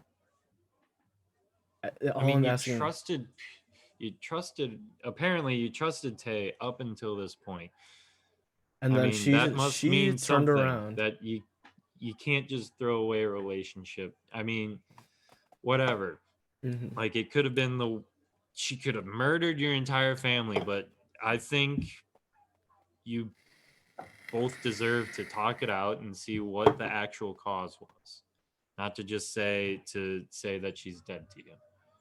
You know, you seem like a reasonable person for the most part sometimes. That was a mistake. So, but I will, I said, no, continue. You're air quoting group team, so we all deserve to, respect and figure out what the deal is. But if you want to hold a town hall meeting and question people right then and there, I'm not going to say I agree with it. I'm not going to say that everybody, pretty much anybody's going to agree to it, but the fact of the matter is if we can't trust each other, then how are we going to work together? We're barely functioning, and on our first contract we lost 2 people, but we were lucky enough to come back. This time we lost 2 people. They didn't have the chance to come back. It's been 3 weeks, and they've all seemed to move on. Death affects everyone differently, Kemdir. And the fact you're from a dying breed. and rightfully so, you probably take death with more reverence than others. Emea is a tiefling. Their society is pretty fucked up. They don't really get the time to mourn. I don't know too much about Tay myself. And that's I exactly didn't the know point. these people, so I mean, me and Portia didn't know. Yeah. Onja seems he's a teenager, man. He probably doesn't fully. He's drugged up half the time, you know. You can't expect Yes. too much from him. He's So an asshole. sometimes he has his moments. Yeah. He has his moments of grandeur. Yeah. So But as I said, just I agree everybody with comes what from you. different walks of life, and they approach situations differently. I just want us to have at least. I want us to have at least a shred of trust between us. Right now, I don't feel comfortable walking into the Lantern Feast Festival, knowing that a combat could break out. I'm not willing to die again. There is going to You be no died. third chance. I did die. I got lucky with the second chance. There isn't going to be a third chance in this. Currently, right now, we're fractured but whole. Yeah, I was waiting for that one. However, Who's going to be Lou? I mean, like However, I said, if you want I to don't call care. a meeting, then do it, man. The thing is, I don't mind everybody's ideologies. That is fine. I'm not asking people to completely understand where everyone is coming from, but all I'm asking for is at least a shred of trust between all of us. Somewhere where we can know we can turn to at least one of us or all of us, hopefully, to know that, we have each other's backs. Currently, I know nothing about you. I barely know anything about Portia, and I will not make that mistake again. It pains me that I knew nothing about Argos and Dieter. Not knowing Well, who I like was I said, working with. I suggest. I told you, my door will be open tonight after I take care of. Yes, and I will take you up on that because, something. As I said, it's buying Zelbo from Andruzu. Zelbo's your bouncer. No, he's not my bouncer. He's gonna. I'm pretty much gonna use him as a scout. Like I'm gonna keep him pretty much at Torcon to collect some information around because he's not combat ready. He's not a combat. He's also a raging alcoholic. Yeah.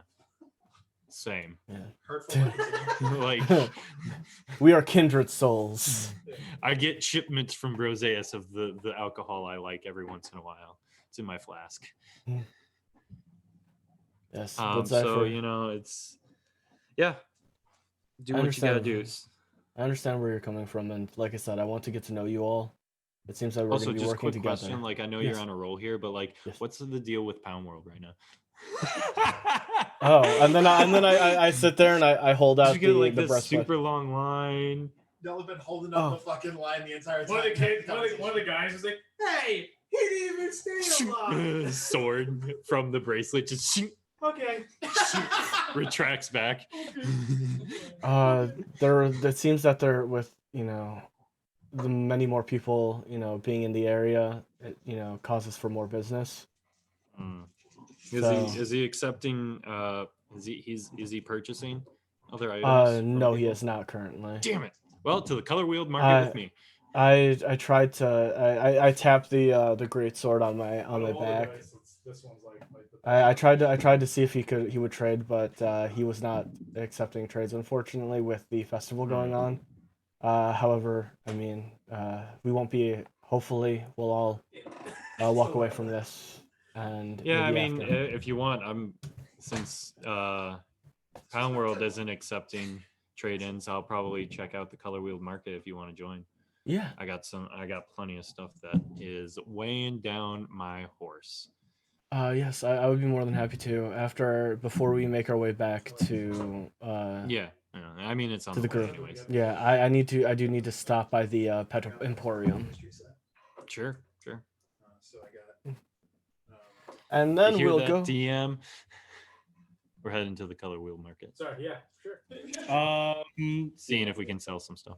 You don't want to get anything from Pound World? Oh, you're just looking to sell. So what are you looking to sell? You bet you both make it back. You guys make it to the I market. am looking to sell. Oh, I need to go to. Yes, I want to sell a halberd. Is that a sheet? Oh, what? You have to sell the halberd. No, yeah, I got you. Here, take this halberd. Albert, what else? Halberd, long sword, and one short sword. I'll go ahead and just sell it at price from the book. That's fine. Okay. I would like to sell the. I'm gonna, since this armor isn't non-attunement, I can finally get rid of the normal breastplate that I had. Okay, you can go ahead and sell it for normal price, so we can find Okay. PHP. Yeah, because since you sent me that other one, I will put it into D&D Beyond to get rid of that. I do some selling as well. Yeah, sure. Go ahead and sell Um, whatever you need to sell for I want to sell the Flute of Courage. Flute of Courage. Yeah. Okay. Roll me a persuasion or a charisma.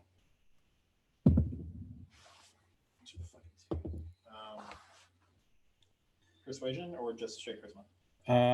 Charisma with your modifier. +4. 6. 6.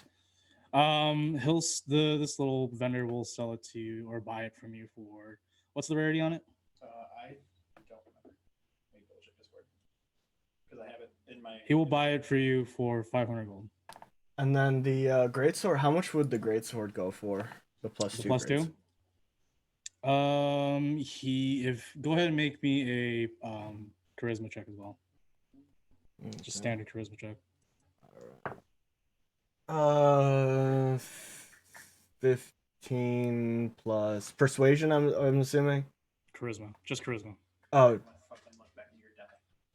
Okay, so yeah, it'd be +2. So 15, 16, 17. 17. He will buy the sword off of you for 1,200. I will sell him the greatsword. This little halfling just like, can't wait to give this to my kid. Oh my god. Play safe. Oh no, thank you. Oh, he will. He's currently the reigning champ at the Arena of Cord in Torcon. You should go visit him sometime. Challenge him maybe. Huh. Kick his ass. What's his name? His name's Sir Dalmo. Sir Dalmo. Mhm. I will keep that in mind.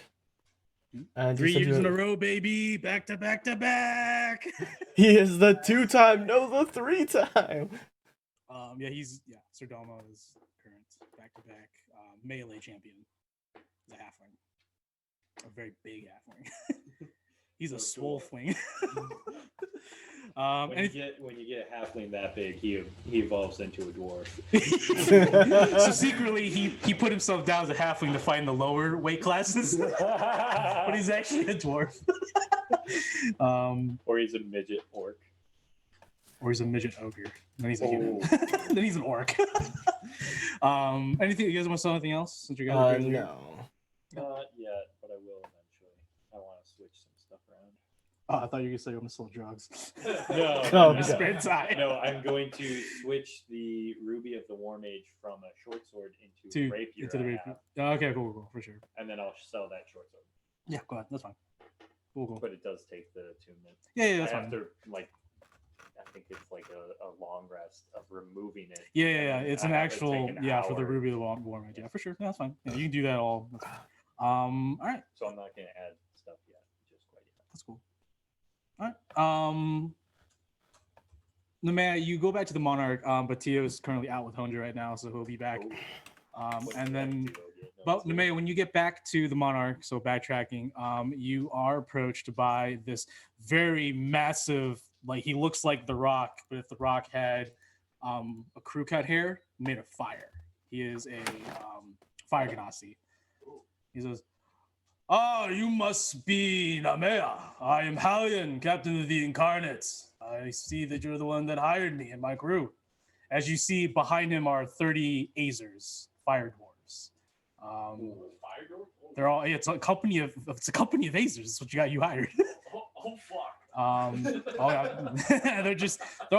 They're all literally sitting outside of the Monarch, just drinking and just relaxing. Some of the kobolds are out there drinking with them, and they're throwing the kobolds back and forth and stuff. Are they? Enjoying Hello, it? darling. Are the kobolds enjoying this? Oh yeah. I mean, a lot of kobolds are just blackout drunks. I don't even know. That's true. They're puking in the when they're being You thrown. know, this one's named the ball. I'm your best friend, the ball. No, you're not. No, he's not. He's not my best friend. I am his best friend. I'm known as the ball. Dimension 20, y'all. Go check him out. Dimension 20 is great. Yeah. This is the Maya, Cypher, Peak, The ball. Kevir, the ball. I fucking love. What's his name again? Mulligan. The DM. Brandley Mulligan. Yeah. College humor is awesome. Their campaigns are great. They're not to great. mention- Not to mention the goddamn amount of money they spend on their fucking miniatures and terrain, man. Like, Just the terrain itself is holy phenomenal. Holy shit. I know, campaign 2 for Fantasy High. Fantasy High? God. Fantasy High is fucking great. Oh But, my like, fucking campaign 2 was god. like, yeah, so I'm not doing maps anymore. Yeah. He's like, we're just doing theater of the mind. Yeah. I don't blame him because it was expensive. Yeah. For season 1. The fucking Calvaxis one, like, Dude. Yeah, no, like when they pulled out that whole like high school on the hill and whatnot, I was just like, Right. bruh. I know. it was. I was like, that had to be at least $1,000 minimum. Eventually you all make your way back to the Monarch. It's probably around like You're late in his afternoon. pet post. Oh, can you go to your pet post? You're not going to Yeah. yet? Not yet. So, all right, I'll tag along just. with him. Yeah. Okay, so everyone else also. A quick question. Do I get any updates for the Serbu from the Thieves Guild or from anything from the contract that I made with the Thieves Guild? Yeah, you haven't heard from him. You only, like I said, the place of contact would be the Third Arm Tavern. Because I asked the kobolds to see if they could seek them out while I was away from the the kobolds week. tell you that they haven't seen Serbo in like months, and they know who Serbo is or Serbo is. Serbu. They haven't seen him in months, but yeah, the point of contact would have been Third. So you probably want to go speak to Chandril, the bartender over the Third Arm Tavern, or Mark, the Warforge. I love Mark. Yeah. Mark 3. When I learned that info, I'm immediately going to go Mark to the 4. Third Armament Just want to make sure. because I was supposed to meet up by now with Serbu anyways. So Right. I'm going to go to the Third Arm Tavern after I talked with the kobolds after I met with the mercenary company. Sure. Drezix is there along with Zelbo. Well, you don't know who Zelbo is, but you've seen Zelbo hanging around with Zypher before. And you eventually find out his name is Zelbo. Tay, you eventually get there too as well, so you're both there. Drezix says that Tio is he's like, oh, you missed Tio and your friend Hunja. They'll be back later though. I think he wanted to talk with you all. Yeah. Did want to tell you though, I guess I should update you since I'm here. So since Vatsopol the 29th, I believe, through the Damson, a lot of my kobolds out that have been watching the pilgrims at the carnival have seen a good many of them make their way like out of it towards Kartu. I think he looks at Zabo. Zabo's like, like probably 4 or 5 wagons in the past few days have left the carnival grounds. And Jessica's like, including the Froma Brewing Company one, the one that has the brew. I think that's one of the things that Tia, your Proctor Tia, wanted to discuss with you all. Amber Alert. No, I'm scared. Nope. No, that's terrible. No, I got mine. Mine's on silent though. Perfect.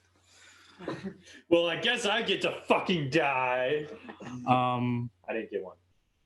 And he sort of turns to Zelbo, and Zelbo's just like, yeah, I just got back yesterday, and I just got back this morning, and I can confirm that the FBC or the Froma Ale, that wagon, it's back at the FBC. But weirdly enough, the Barony Militia, the Lawbringers there, and the pilgrims that have been leaving the carnival grounds are all outside patrolling the compound. And that's really weird, So the ale's back at Froma? Mm-hmm. And there's a lot of pilgrims there too, with militiamen and lawbringers. Amanda, can you take a look at the contract for me? I'm going to look at the contract. So the one that's highlighted, that's glowing, is that the brew has been returned, but you still need the 5,000 invoice and the contract. Yeah. but it's been accomplished. It's back at the compound. Awkward. He's like, yeah. And then Draxix is like, yeah, so Zelbo talked to the magistrate Marco, Captain Ekris, Dames Aruna and Orva, the dwarf woman too. They all said that everything's hunky-dory. But we told Praditio and he sent your Tabaxi friend, so you're going to get better information from them. But that's what we told Tio, your proctor. But yeah, he has everything else. But yeah, that's what we sort of noticed. And like I said, I don't know if you've noticed, there's no pilgrims in the city anymore. They all went back to the carnival grounds. So even though the ale is back there, so we still need 5,000 gold and the contract. Mhm.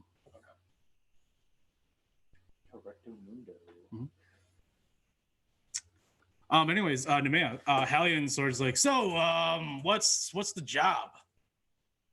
Because we got paid a shit ton, right, boys? Yeah. I only got 5 gold. Shut the fuck up. No one likes you. You're gonna die first. Wait, we got paid.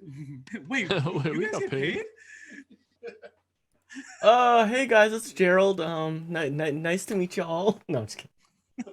There's gotta at least be one Gerald. Hi, I'm Gerald. Brand new, green as the grass. Yeah. So Hallion's just looking to see what the job is, since Dupree has also paid for their stay at the Monarch. And Yeah. And a lot of the kobolds are happy about it, but like Draxix even tells you that Anjuzu is not happy about that. They are ruffians. I can automatically assume. Unfortunately, the Lord Dupree bought them like the floor above you, of also same like very beautiful suites. Oh, The same as yours, but just the floor up. How many floors does the model have? There's 20. Oh. It's a pretty large, tall building. so what was the leader's name again? Hallion. Hallion. Yeah, let me post a picture of him. Sorry. Yeah, continue. I'm going to say to Hellion that we just received news since we were gone for over a week that the ale has been returned to the FBC, but we still have to procure 5,000 gold or the amount of property from. He literally puts his massive like bronze ebony pigmented hand, massive hand on his shoulder. And she's like, look, we just want to kill shit. So if you have things to kill, that's all we fucking care about. Well, if you procure 5,000 gold worth of items from the carnival piece, you'll most likely be able to kill some things. So you want us to kill those carnival freaks? We will definitely hold off on this until we learn more. Okay, Damn darling? it. And he sort of kicks the barrel, like a full barrel veil, like kicks it and it just goes flying. As he I feel your turns frustration. around, as he turns around, you see this immaculate double bladed battle axe, like essentials, except it's gilded, and the blades are in the forms of angelings, and it gives off this very radiant energy around it. I nudge Nemea and I whisper, He also has really tight, like a really nice, firm, tight butt. Like it's hot. I'm staring right at it. Yeah, it's almost as good as essentials.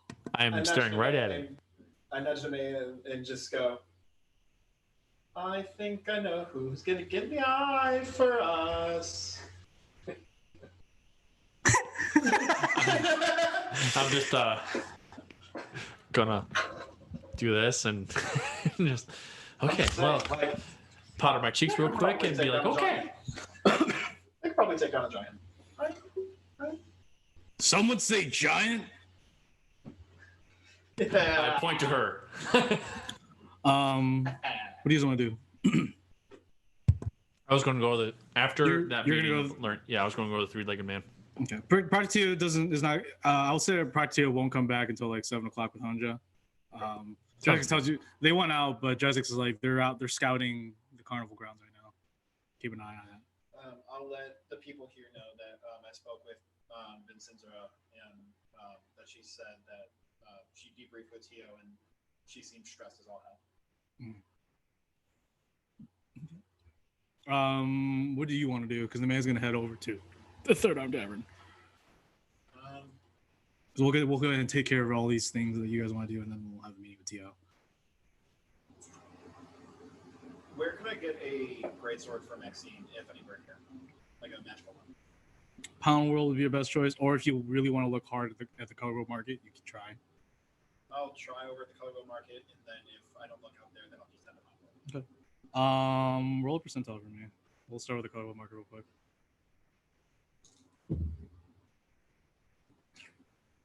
25. 25. You find a +1 greatsword. Perfect. Yeah. Just buy it for 800. All right, cool. Just a +1 greatsword. That's magical. That's all I wanted. All I want is for magical resistance, all that shit. Right. After the fucking Bone Naga fight where she's 55 damage. I know all that damage, and then half of it's not going against it. I feel that. Exactly. So even just a basic +1. That's fine. Do anything fancy. That's fine. She thinks she's like, oh, I have to pay you back. Like you can't. You don't need to buy me a sword. I just stared at her. She gives like 400 that you gave her, or half the money back. She's like, here, I can't. As I'm handing her the greatsword, I slip it back in her pocket. Okay, yeah, she's not gonna care. She's not gonna actively look around. Okay. What did you want to do afterwards, or where do you want to go? Do you want to just chill and wait? I think I'm just gonna chill and wait. I do kind of want to start like blending in with this giant ass crowd out there. It's like, oh shit. Yeah. So I can actually use my fucking face in the crowd shit, but for now, until I have an actual debriefing, I'm just gonna hang out with Monarch. Okay, sure. Maybe spar with Maxine. It's really easy to really blend in with the crowds because there's so many people in the streets. Yeah, for sure. Yeah, for sure. Awesome. You have to chill. Like until Tia gets back to where I know like what I should be looking for. Sure, for sure. Okay. And Zypher, what do you? You're with Kemdir. So we'll go ahead and do Kemdir and Zypher over at the Lost Pantheon pet post. I'm just gonna give you a straight animal handling to just be one with nature with all these creatures, and that's all. There's quite a bit of creatures, dude. I mean, you got like phase like invisible ferrets and stuff.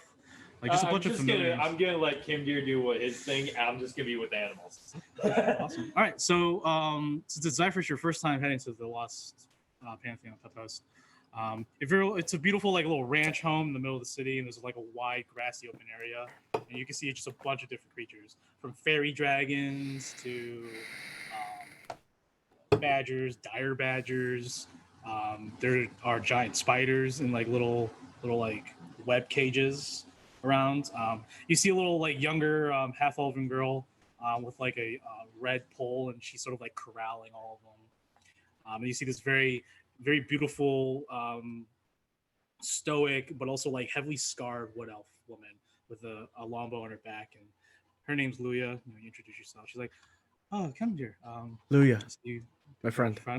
I'm here for the animals. Oh, please do. This is no lore. My daughter will show you, and you can go ahead and Jesus walk into the sure. Yeah, crowd. see all the animals are just like. I rolled a 15 on animal handling. Sure, a lot of them are taking notice of you, obviously. And Norna Laura is very energetic. She's like, "Hey, how you doing? Hey, you want to play with the spiders? We got phase spiders over here." Okay, cool. Yeah, we're gonna play it all.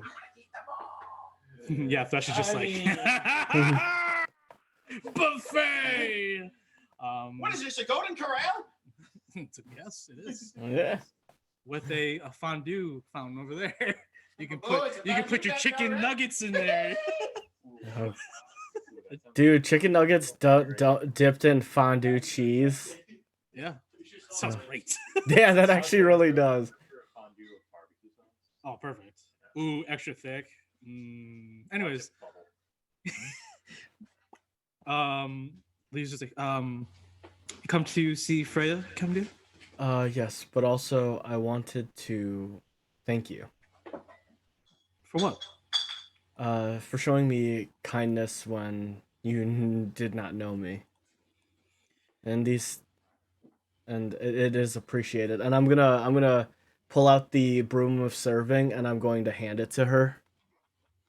Oh, this is a nice, strange gift. Yes, it is called, from my knowledge, broom of serving. It should help you at least clean up the messes that the animals make. Oh, interesting. as Oh, well thank as it can lift up to 500 pounds. So it will be able to help you move things around if Oh, need. interesting. Thank you, Kemdu. Yeah, it's not just a random broom. And then in Celestial, since we both can speak Celestial, I will say clean. And then the broom will like have arms and do the cute Mickey Mouse like broom thing. Right. Kemdu, you're too kind. I've lived for a long time. I used to be young and reckless, and quite frankly, a bit of an asshole. So I've come a long way. But thank you. This will help out greatly. Nornalor and Yaha will both appreciate this, especially Yaha. I've kind of figured that is why. When I had it, it does not serve me any real purpose in what I'm doing currently. So I figured you all would appreciate this very, very much. Oh, very much so. I mean, this is going to knock out half the amount of time it takes to clean up after the creatures. Exactly. As well as I just want you to be careful. Mhm. Because as you've probably seen, as I mentioned before, the pilgrims, they moved out of the city. Yes, I And- did notice that there weren't many, or if not any, in the city left. Yes, they all moved to the carnival grounds. This is my first time dealing with these. I don't know if that's normal or not. However, as I mentioned before, they are part of a cult. Right. I remember we talked about this. Well, I mean, at least they're not in the city, so that's good. But I don't know if they're going to impose an attack on the city or anything. It's just to keep your eyes aware and just make sure that you keep all of them safe. And how is Freya doing? Still big. She's out back. We've had to put her in her own little area because she tends to play a little bit too rough with the rest of the other creatures. Like she doesn't know her own strength. And she sort of guides you to the back area where they have like a secluded like wooden fence with some like metal bars. And you see that Freya is the same size as you left her. That's still very large, almost the size of a wormling like dragon, but not a wormling yet. But she's almost the size of a wormling. I'll walk up to Freya and, stroke the side of her maw and just in Celestial. Freya, my dear friend, I hope you are well. She just sort of looks at you and then gives a little like and continues to like lay around. Yeah, no, I will give her the scritches and everything like that. And then however long Zypher takes, I will spend the time with young Freya. Sure. Was there anything specific you want to do with the creatures? Or you just want to hang out with them?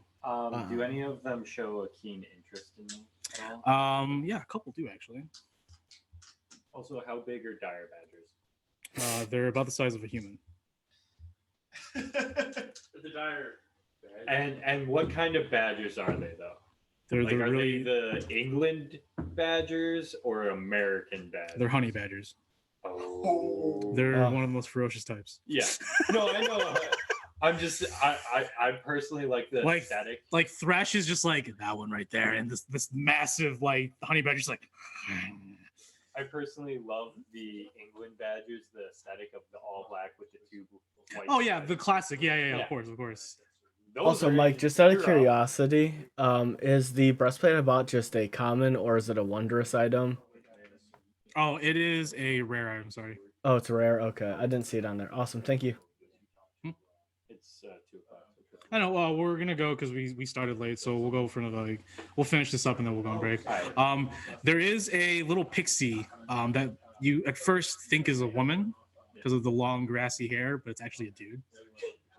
Like a very cute, good-looking dude, and like she's like flying around, like he flies sort of like cutesy and stuff, and he's like, "Who's this fuck?" Oh yeah, this is Yaha. He's also a helper here. He's a pixie. Yeah, how you doing? Pretty good. So, You don't have to be weird, man. I know I'm a cute dude and stuff, but You just have a very gruff voice. I'm sorry. I'm a dude, so Not every dude has a gruff voice. I don't know what dudes. No. I mean, look at Kimdir over there, talking to a dragon. Yeah. So you're gonna buy something, or and Norna's like literally slaps him out of the air. I'm thinking about it. Maybe possibly. Oh yeah, so there's this dire badger that's definitely interested, but not like in it's interested in eating you probably or like mawing you. You get this sort of sense that like Thresh's like aura is being like he senses like Thresh trying because Thresh is like get that one, eat that one, take that one, take that one. I mean, I was thinking of a companion Thresh. I'm the only companion you'll ever need. I mean, I'm not good going for a anywhere. lot of I'm not going things. anywhere, Cypher. But we talked about the plan. What if there's more of you? There is no. Oh, well then we're gonna eat them. We're gonna eat them? I thought we were gonna absorb them and like have multiple. Eat, absorb, same thing. They're all weaker compared to me. I'm the best one, Cypher. You automatically you don't really know. It's really hard to catch. Yeah, because I haven't met another He's one. very proud. So like Thresh is very proudful. So like this is normal type of being cocky. yeah. And I've never met another. So what are you looking for specifically? What else creatures? There's a bunch in there. I'm not gonna list you all of them. I'm just gonna go ahead and tell you. Something probably like maybe like a fox or a ferret, maybe dire. Maybe not. Okay. Just learn find familiar. No. Find familiar. I'm looking for. So void. you looking for just a ferret or something? Or? Yeah, so like an annual animal companion kind of thing that can also keep Zobo company. Okay. I'm known for Zobo. No, I'm not. I mean, he's still Cobalt, so I'd have to get like He's small. A dire badger. the dire badger is gonna Straight eat to a Zobo. dire badger. The dire badger is gonna eat Zobo. And Zubba. Yeah, that's true. Okay, but hear me out. Kobold on a dire badger. I mean, I'm not Riding saying into it's battle. not epic, but I don't think you'll hear anyone complaining. Zobo. I can. Yeah. So let's see. You want a giant? We got a dire rat. It's the size of a human. Oh my god! They're dire.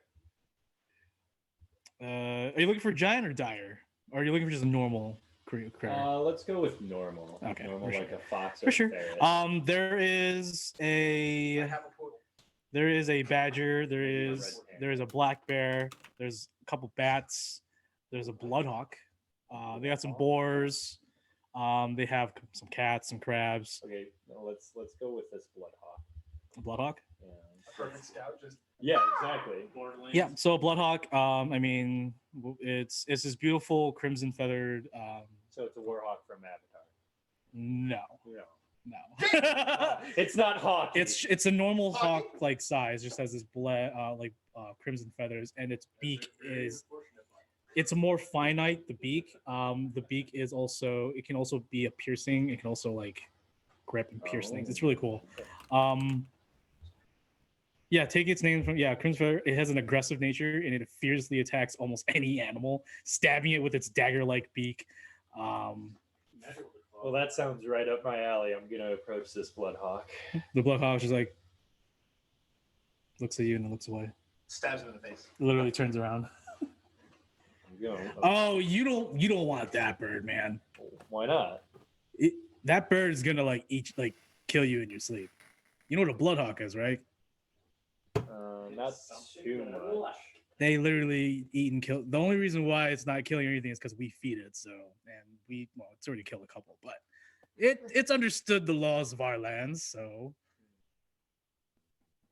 hey man, if you want something to peck your brain out in the middle of the night, be free, man. He's only 100 gold, and the bloodhawk just gives him a death stare. What? We're not gonna sell you otherwise, man. The hawk sort of just like walks towards Yaha, and Yaha's like, "Fuck you, dude. I clean up after your bullshit." I'll approach the bloodhawk again. Like, The Bloodhawk looks back up at you, and Fesh is like, interesting. Very ferocious, aggressive. I mean, I'm not really one for bloodlust and stuff, but I'll try having the Bloodhawk. make a dex check as you know how to handle most animals, even ones that are aggressive in nature. But even you know that like this Bloodhawk could bite your hand. Cheers, man. Yeah, you guys are the same dice. No, this one's like either really good or really. Yeah, it's your 50-50. Yeah. 5. As you 4, 9. As you go, it stabs your hand a little bit. I'm not gonna take damage, but like, and blood spurts everywhere. Just. No, Fesh is just laughing. He's not doing anything Oh, right now. So you're like, oh man. I was counting on one thing. The Bloodhawk just like.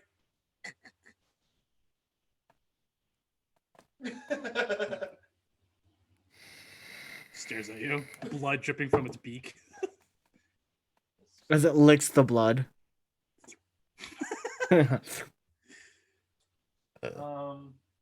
Anything you got that would be a good companion for scouting missions? The Bloodhawk looks at you. What? Oh, you want to be bought? Then why'd you fucking stab me? This is the one sassy burb. Then? Insight check the Bloodhawk. It sort of walks up to you now and it pecks your foot. I'll take it. Okay, you kick it. Yeah, sure. All right, so now you're at odds. But it's just looking at you again. So another one scouting. Yeah, some dogs, some cats. Something that would Yeah. pair well. Yeah, he's like holding he's dragging this like crab. We got crabs, dude. They'll never expect crabs. Flying, dude, like barely holding this crab. I mean, I'm thinking of maybe 2 things. One for myself and one for a kobold companion. You guys got really soft. Like your voices. I think that's probably somebody's mic turned on. Mike, I think your mic is the one that we've been talking to. Yeah, for now. You guys are really, really, really How quiet. about that? Okay, I there just we turned go. on. I just turned on my mic, so I don't know if we're gonna get cross. Stoof. But we'll do that. Oh, because Mike's mic is muted. So we're talking through Kyle. Oh. I think we may have No, picked up Kyle's. I have no idea. Okay, well, whatever. My mic's on. Fantastic. We can hear each other. Shut up, kid fucker. Yeah. So yeah, I'm looking for one for myself. So possibly the Bloodhawk, something that I can keep better control of, and then something for Zobo. I want him to have an animal companion as well. Get the Bloodhawk. Just do better. What do you what? Do better. Do better than what? No, I'm saying you do better. Controlling it. Oh no, I'm saying I can control. I'm saying I don't want to give the Bloodhawk to Zobo. No, it's for you. Exactly. Unless it But it's wants already to be a piece of attacked you shit. twice. You gotta train. Gotta get to know you.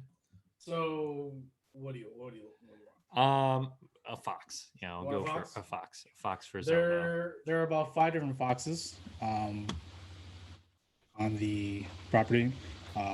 Most of them are black, like dark colors, black and brown. There is one that is this crimson red with this yellow stripe down from the top of its back of its head to its tail. Oh well, you gotta expect me to pick up the one. It's got yellow eyes. You gotta expect me to pick Sure, the cool yeah. one. Yeah. I'll pick it up, kind of. It just licks your nose. Are you gonna be a good companion to my kobold friend? Licks your nose. I'll shake it to do the head. Yes. How much for this one? 50 gold. 50 gold. All right, and then I'll walk over to the Bloodhawk and be like, "You gonna play nice?" Where's the? Do you have the fox in hand? Yeah. Oh my it's God. in here. It stabs its paw with its beak. And sword out at the Bloodhawk. You gonna play nice? That's not a. You gonna play nice? Looks at Yaha. Yaha's just like, The Bloodhawk is the MVP of this session. wow. Yaha looks back at you. What does the Bloodhawk eat? Anything. I don't know. We fed it a plethora of different creatures and meats. It doesn't like berries though. Hmm. It actually has bad diarrhea when it eats berries. I'm pretty sure it's because they just can't digest berries. I learned it the hard way. I just made it up. Let's just, you know what? He's an asshole. I'm gonna stay with the fox for now. The bloodhawk's just like the bloodhawk's like That's right. flies up in the air, sits on top of the building. Hell, Bloodhawk's gonna be depressed. He deserves it. No, he's just pouting at this point. I walk up. How much for the bloodhawk? Sure, yeah. The fox is very playful. Yaha's like, oh, that's the youngest one. Perfect. It's very smart. Pretty good at How training. much for the fox? 50. 50 gold. He's baby. So you got a fox. Yes. You're gonna be Zobo's best friend. As you're talking, you can see like something under your skin. Don't move you towards fucking the dare. fox, and the fox is Don't like you stop. sniffing your hand. No. Bad. Bad. It's okay. We'll wait till you're asleep. Alright. The fox suddenly scared now. I will put do they sell collars? Yeah. How much for Like a simple one or like a chain one? Something kind of simple. And you got some like cheap leather ones or simple leather ones for sure. Yeah, that's fine. So you want to put a name on it? No, we'll have Name the fox. Name the So fox. as you're finishing the Name transaction, the like fox. Nora comes in with the leather, and as soon as she like holds it out, the bloodhawk swoops down and takes it, perches itself back up on top of the building. Someone is fucking butthurt. Okay, I will use sleight of hand to pay 100 gold for the bloodhawk. I thought he just was about to say 1,000. No. For sure. And Nora is just like, oh, thank God. 11 sleight sure. of hand. For sure. It has keen senses. Yeah, I know it does. I mean, 13. Yeah. It looks at you. It's just like with the leather collar. It just looks over its shoulder. Oh, it took the collar. Yeah. Oh. It swooped in and took the collar. You thought it took the fox? I thought it took the the deed to owning the fox. Like Oh, they don't sell deeds like that. It's not like today. They're just okay. like, oh, you want it? Here you go. And here's Okay. here's the yeah. Okay. Yeah. So All right, come on. To the blood fox. I bought you. it throws the collar and then flies towards you. I love him. Perches on, and it's just on your bracer, really putting some sort of like a somewhat indentation onto it. You got a hawk glove thing that you can give me? What's a hawk glove? Oh shit. Nora just shows you her scars. Good luck. Yeah. He's an asshole. Why? -1 AC. So then I Get will rid of you fucking piece of shit. Is there anything any accessories for the hawk that I can get as well? Oh, it definitely doesn't want to wear any Okay, accessories. that's what I figured. I mean, at least we've tried. Okay. You want a holster for a dagger? Yeah, that's right. It shrugs. We're gonna meet some great leather workers.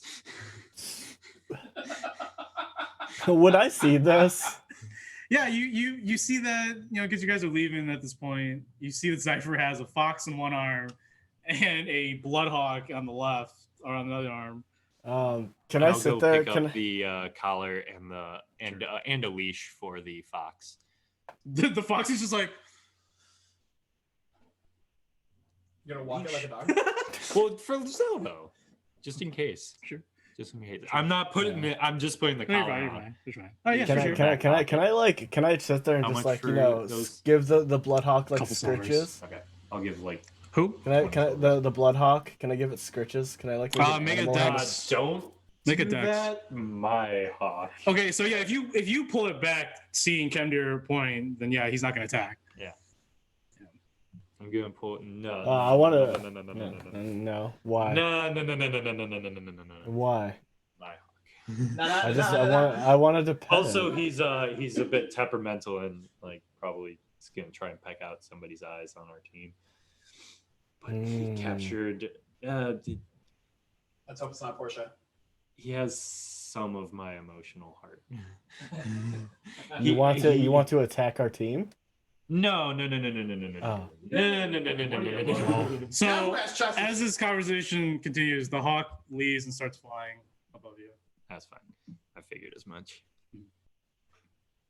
And I also got a nice little pet. Can I pet this one? Yeah, you can the foxes. Can I pick it up? I want to pick it up and just do like the little face scritches and like Elixir dose. This is gonna be an animal companion for a friend of mine. Oh, nice. He said face scritches and I got excited. Okay. And then now we'll make our way back to the Monarch. Yeah. Okay. We'll go ahead and to- take break here, and then we'll start off with Nemea over at Third Arm, and then with the meeting. Awesome. All right, guys. Get some drinks, get some snacks, get some food, and we will be right back.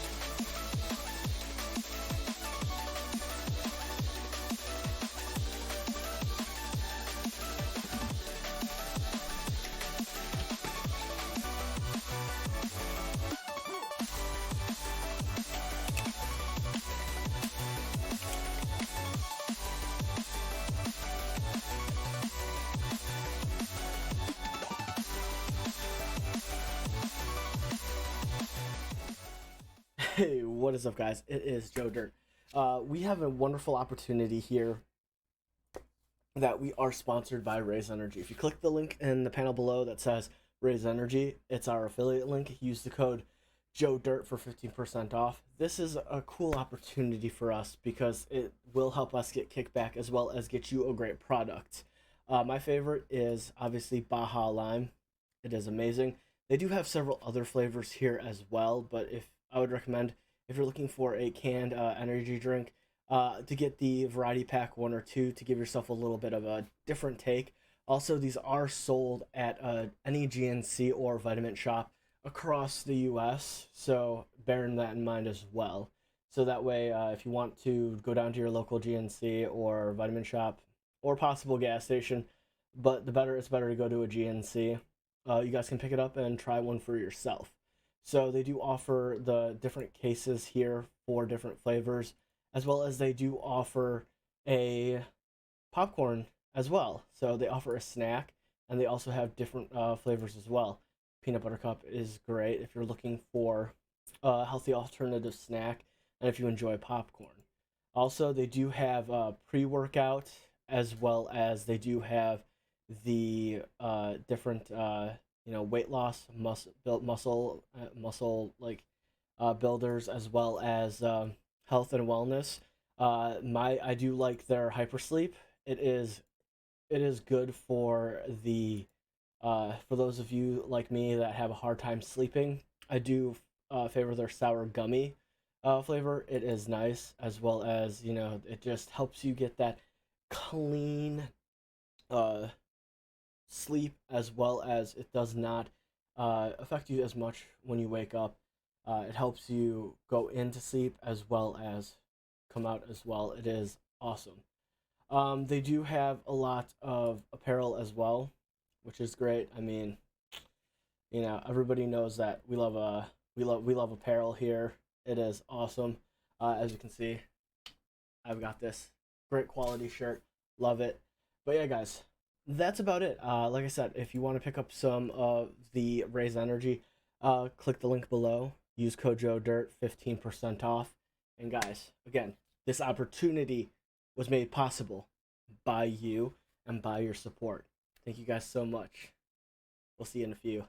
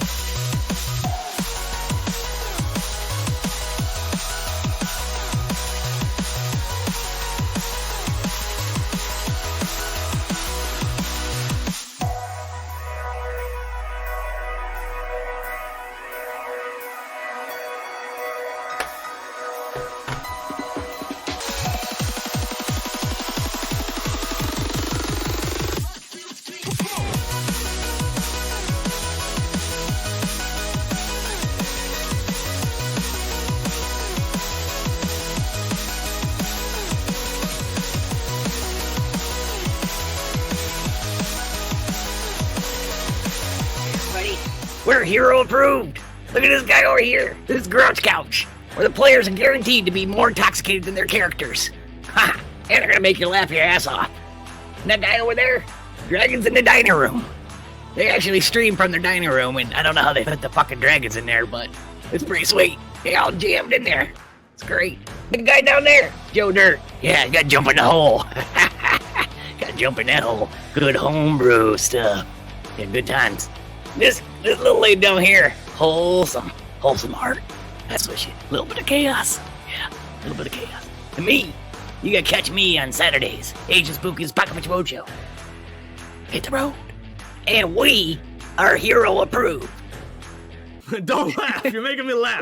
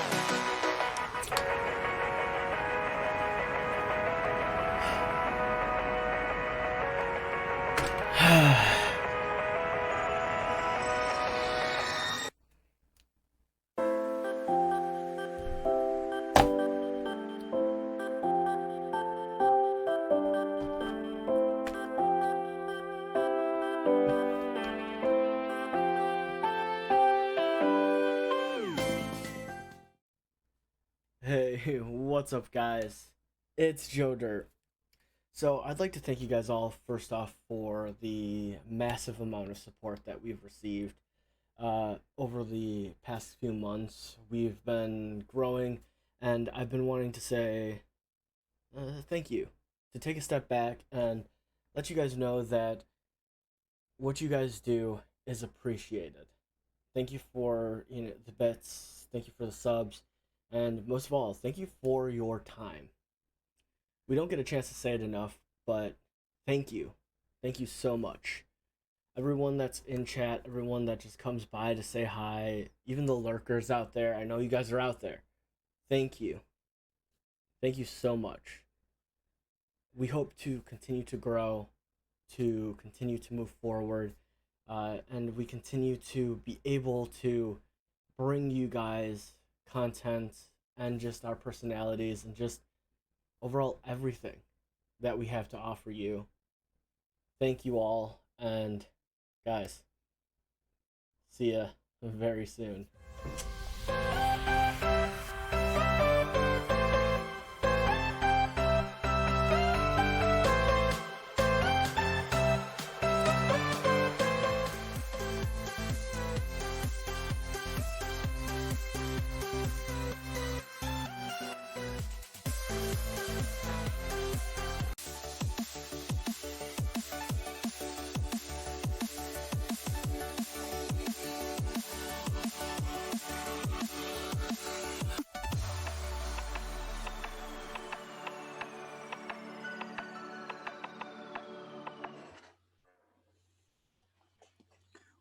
What's up, y'all?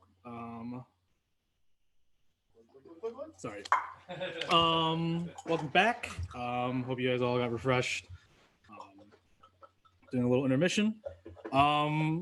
We are going to be picking it back up with Nemea heading to the Third Arm Tavern to see what happened and see if she can find what happened to little Serbu from months ago. For those who are, who just started recently watching or don't remember, Serbu was hired by Nemea. Actually, this was before stream. So Serbu is this little kobold hired by Nemea back in Topia. He's part of the Thieves Guild, and he was sent to the Dalatera Woods to investigate, and then he was supposed to meet back with Nemea prior to the Lantern Feast Festival, but he's yet to show up. So Nemea, you make your way through the crowded areas with Nathalie to the Third Arm Tavern. Third Arm Tavern is lit. It is packed. Mark's outside punching people, telling them to get out, like doing normal bouncer things. He sort of like acknowledges you and Nathalie. You both walk in. There's a bunch of hollowed hoods in here. Just so many hollowed hoods. A bunch of these thugs and gangsters. Sandrel, the broad-shouldered, red, the crimson-skinned tiefling bartender nods her head. She was a drow. No, she's a tiefling. Oh, I'm thinking of the guy in Monarch. Yes. I'm going to immediately walk up at the to Emerald her. Circle. Emerald Circle, the other place you stayed at when you guys came to the city. There was the Third Arm, and then there's the Emerald Circle. There's that fancy tiefling. Yes. Yeah, his name's Krav. No, his name he's a drow. The bartender? At the Emerald Circle, yeah, Krav. All right. Anyway, sorry. I'm going to walk up to the bartender and She's cleaning her glass. Don't think I've met you before. We used the back room. Oh, that's right. You're one of the arbitrators. I nod my head. What can I do for you? Drink? I actually am here on business, and I'm going to ask if you have seen a kobold by the name of Serbu from the Thieves Guild.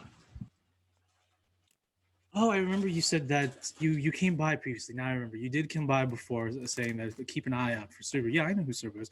No, he hasn't shown up in quite a couple months now. Usually he's here, and he's usually here at the Lantern Feast Festival, getting plastered with the rest of us.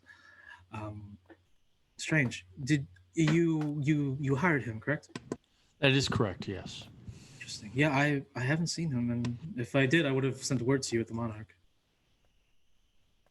Do you know if anyone else within this city or Car2 or any other cities would know about Serbu?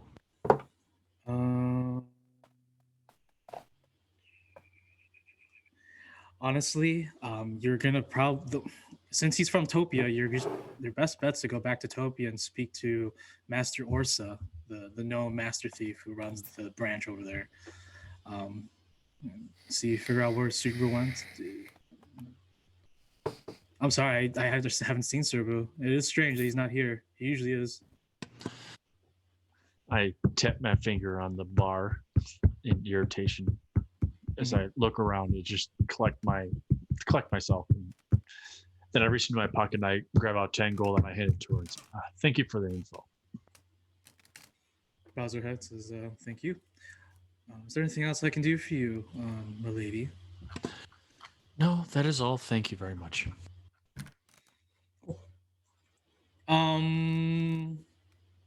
Okay. I will head back to the Monarch. Okay.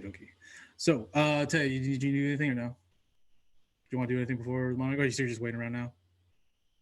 Aside from the book thing we talked about. Yeah, I'll just say that during the time you want to, so you learned about that. Would any of them have anything on anyone called the Nameless Grain? All of them do know. Well, not all of them. A lot of them do know who the order is, but they tell you what you've read so far, that they're the bodyguards of the family, the Strati family. Some of the ones who know the history a little bit more are like, oh yeah, I think they're like a bunch of assassins and stuff. I don't know. Aldru would know more. She's from there. She's from Ducient. So the Nameless Grey are based out of Ducient? Yeah, they serve the family. They serve the Estradi, the princes. Oh, right. Yes. Okay. They are a recognized order in the world. Pivotal in the war of succession, or the succession war from the Empire. Nasty business. Yeah. Like I said, you would need to speak with Aldri more.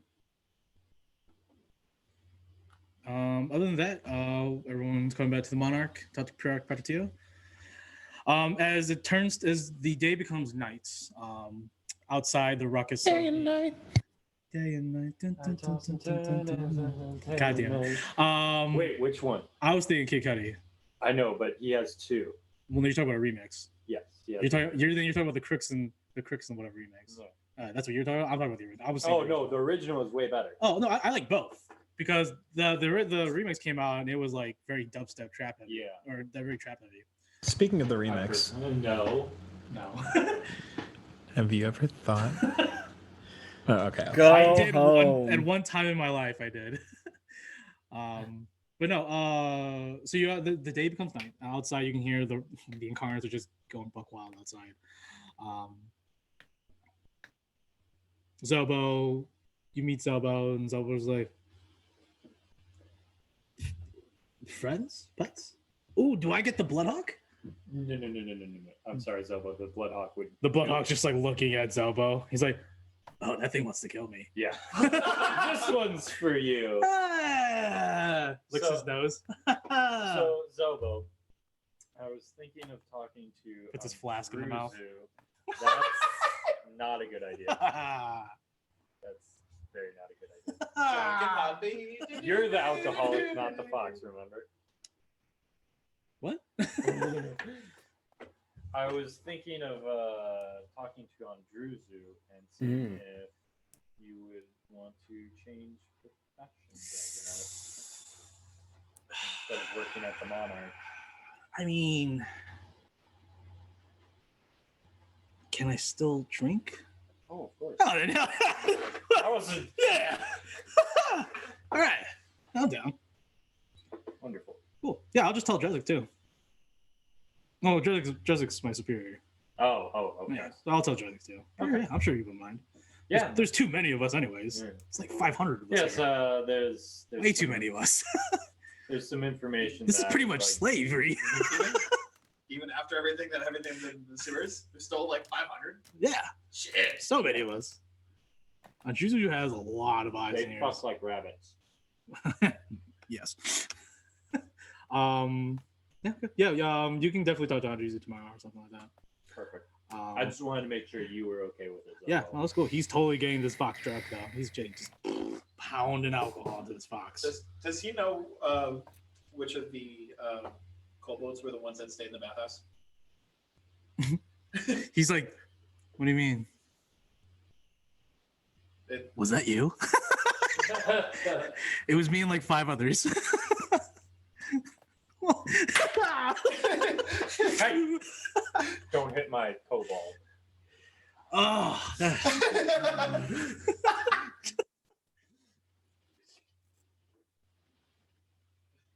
I just keep like putting my hand back. You extend it. No, you I know put my what? hand And then I'll just hold the Bloodhawk out. The Bloodhawk flies over. I blow the Bloodhawk and kisses and flies away. Ignore. Left on red. Left on scene. That's fine. Not even red, just scene, dude. Didn't even open it up. Delivered. Yeah, it's not delivered. Big So oofs. as night falls upon, you guys are all sitting up in the meeting room waiting for Project Tio. Project Tio and Honju return. And Project's like, sorry for the delay. Me and Honju have just been keeping track. There is a lot that we need to go over. A lot has happened. But you see that everyone's well. How is everything? Did everything go smoothly up north? Yes. Killed quite a few Naga. We found like an We ancient killed an ancient god, right? What? ancient servant of Naga? an ancient god. Interesting. Well, I'm happy that you're Asked for alive. servitude. We said no. That's standard for a Naga. Interesting. Well, I hope you're all ready. There has been some interesting developments so far.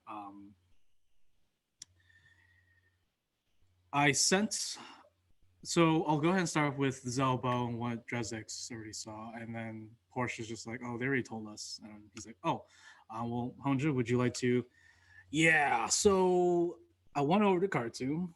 I spoke with Captain Ekris, Marco, and I saw that there were pilgrims and Barony militia and lawbringers, all at the Froma Brewing Company.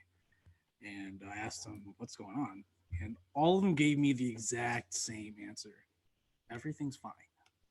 Obviously, something's not fine. Something's fucking off. Wait. Everyone as in Froma, Lawbringers. I didn't even get into the Froma Company. The guards wouldn't even let me in. Captain Ekris didn't even let me in. He said everything's fine, Poncha. Everything's good. Yeah, that is. Then I asked Orva, I asked Aruna, the 2 dames that serve Mount Marco, said the exact same thing. And Marco also, I asked him, like, aren't you investigating? He's like, my investigation is still under, still current. Everything's good. So obviously there's something fucking weird. Not to mention, you probably noticed that there's no fucking pilgrims left in the fucking city. Oh. And Zelbo and we Proctor T were just out there. There's pilgrims making their way to Khartoum, some, like good numbers. I spotted at least 5 or 6 wagons in the past 3 days that have made their way, like large wagons, not like the ones that they came in with, including the From Brewing Company, the ale. And Teal's just like, yes, so we did spot the ale. Did the contract light up that the ale was returned? It was. I showed the contract and said that it is lit up. So yeah, a lot of developments happen, and we don't know exactly why or how. Did you guys check out the old Gestapo house because of that huge Honja was like, Honja's like, I infiltrated the Gestapo house. Were there still members milling around in there? There's no one nearby. Completely deserted. Yeah, the place is under guard by the Barony militia under Captain Ekris ever since we left. I snuck my way in, but there's nothing going on inside. I went to the little like stairway. It's still sealed from a little cave in. Right. So there's nothing in there. So Tio told me to check, and I've confirmed with my own eyes. But he's like, yes, there's also another matter as well. Ben Sinzra came to me and Honja a couple nights ago in private. She said she spoke to him. She said she'd be around here around like 9-10 o'clock. I hope so, but maybe with this new development that she may not be. She came to me in secret when me and Honja, and we met with her in the Colorwood Market at night 2 nights ago. The only people that know about what I'm about to tell you is her and Sir Drisk, the other half-orc paladin that serves the Lawbringers. Judge Erlestra has gone missing. And so Bensinzra and Drisk has taken up mantles of command over the Lawbringers, which severely hampers our interactions with the Lawbringers currently. As you can already probably tell, the city is filling up fast, and the Lawbringers and Barony militiamen are pretty spread thin. So furthermore, she described to me that she went to check up on the judge at her home, her estate in the city, 2 days ago, or 2 days when she confirmed that she had been missing. The judge's maid said that she had not returned home for the past few days. She's been out of work. She's been calling in lately.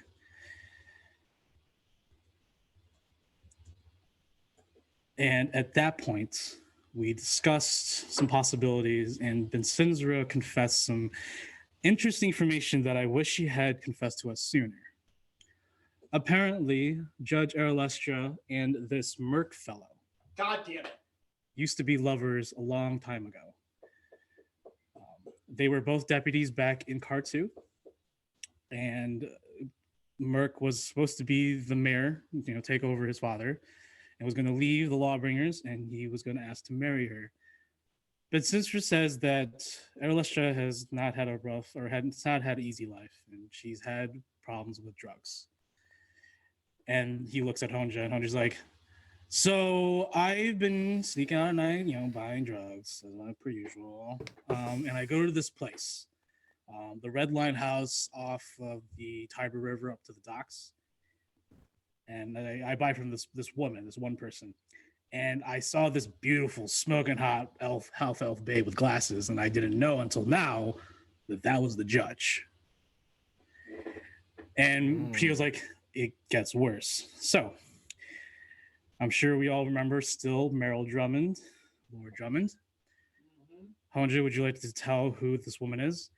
So the woman I've been buying drugs from and who has been giving drugs to the judge her name is Verendeva Drummond. She is Meryl's little sister and Lord Drummond's daughter. What's the name? Verendeva. Veron, Veron, Deva. Verendeva. Yeah, so now after I told him what the woman looked like, Bensinzer confirmed that was Judge Aralestra.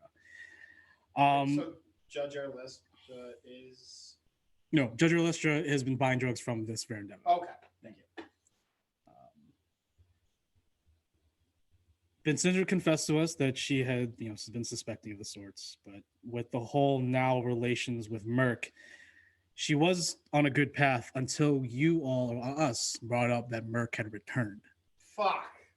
So now, do you know what Merc looks like by chance? He describes to you what Merc looks like, and it's the exact person that you saw with Tay in the Temple of Tiamat, down below One Tree Hill. The cleric. I changed into him so that everyone can see. Mm-hmm. Oh yeah, I forgot. Well, that happens. I'm just like, yeah, he's a changeling, or she's a changeling. I can't wait for Portia. Portia already seen it. No, Portia already knows. Yeah, Portia already knows. I don't know. She doesn't see it. Yeah. But we'll figure it out. That's all. Yeah. Yeah. So it's the same dude from that you fought with in the temple down below. Now, Bensinzer also reached out to Magistrate Marco and Captain Ekris to, because they're in Kartu, they would know more. The mayor has been missing for the past 2 weeks. Said that he's been on vacation, which we can only assume something bad has happened to him. Merc, probably been taken by Merc. This is his father. So, but even they haven't heard anything, and confirming with Honja that they've been acting strangely. There's something going on. Regardless, the judge missing is a big concern. I know, Tay, that you have, struck up an alliance with the Lawbringers, but now it seems that, it's not that it's gone. It's just that it's going to be hard for them to spare anybody without the direct, orders and authority without the judge. And not to mention, if the judge is missing, that's a big concern. Furthermore, if it gets out that the judge is a drug addict who is supposed to be a role model of Foltus, they're going to lose face. And just a lot of bad things are happening right now. But another quick question: do you guys have any? Do you guys know any object that that the Judge Aralestra would keep on her person at all times, that she never leaves with. No. Vincendra is like, I've known her for over 10 years. She's not one to be materialistic. Well, no, I mean, it doesn't matter if it's a materialistic. It's if she's. Look, she like- wears maybe the same bracelets, maybe the same rings every day. I just don't know what exactly it looks like. I mean, she wears jewelry. Now, I hate to be the wet blanket, but where in our contract Doesn't. say It doesn't. I'm simply stating that right now with the judge gone, we're losing an ally, which is helping us with this contract. Now, obviously, with the Froma back at FBC, that's good, but with the weirdness going on, Something's up. if we lose the FBC somehow, if Little Creek goes missing or is killed, our contract is null. We fail the contract. We also lose a lot of respect, and that's not good for any of us. Do we want to head back to part 2 then? I don't know. We need to do. Right now, I think we need to do some more investigation. Part 2 would be a good start, but I just wanted to inform you, especially Tay, that the Lawbringers right now is in sort of a bind. I mean, can we? Not to mention if Verendeva, a Drummond, is involved now, since we found his body. You're the one that hired Meryl, correct? I would assume you would told him if you did tell her that you hired Meryl. Yeah. Since you're the one that hired Meryl, we are connected now. And I don't know. I don't know if Verendeva is the the vengeful type, but I don't know how much she can do. But there's just more problems playing us. But like I said, could we do a blitzkrieg, grab the contract? What is the plan now?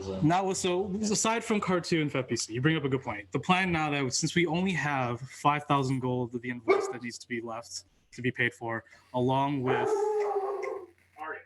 the contract. What have we been thinking so far? We've gathered allies that could help us. What are we thinking of doing with them? What is our plan? What I can do is I can go to Cartu with my mercenary company that I hired, and then look at the FBC company and see if I need to spearhead an attack on the Pilgrims of Freedom, then that's what we'll do. Especially if I can't meet with the head of the former brew company or anyone else. Like you said, if Little Creek's done, we're fucked. Right. Now, I haven't gone to Cartu myself to see what is happening. Honja has told me that, Honja's just like, I mean, they don't seem like the way they responded was off. They didn't seem that they were compelled to say anything. They weren't doing anything weird. I was watching them for a couple of days.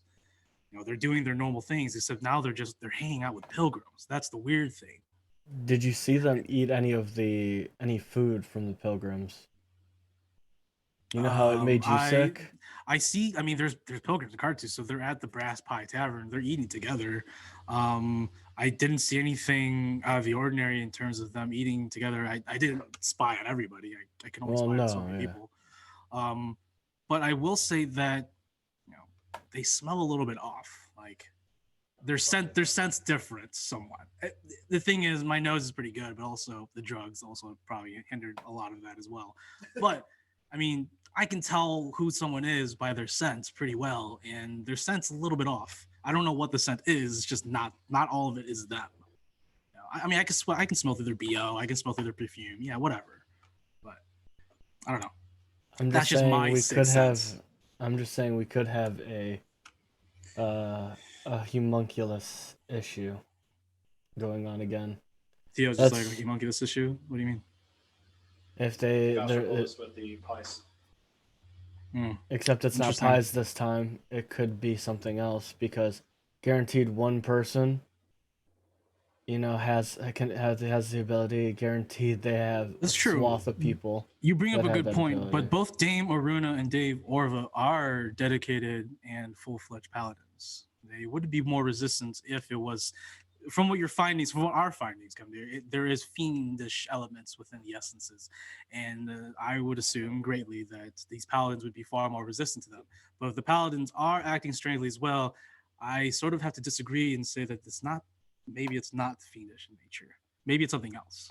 Well, then. Fiendish in nature, but maybe it's of a similar. Similar, yeah, right, correct. I can only. It had just been bought off. But the thing is, though, Mark. Everyone has a price. But Magister Marco was very, very keen on this whole investigation. I mean, he was the one that, from what I remember, he was the one that you met in Car 2, conversing with the mayor. You know. But he was also conversing. He had the Red Hood's badge. And they were willingly helped us. And you know, they wouldn't. I mean, and then Kemdir just said he taps the temple and he's like, he was also there was a bald that now that you mention it, they said that they saw a bald man coming in and out. It was his son. He's been conversing with his son.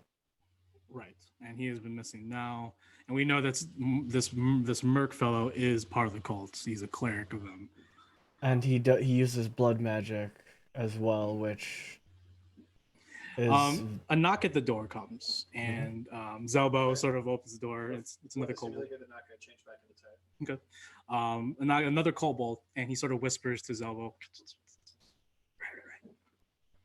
Right. Closes the door.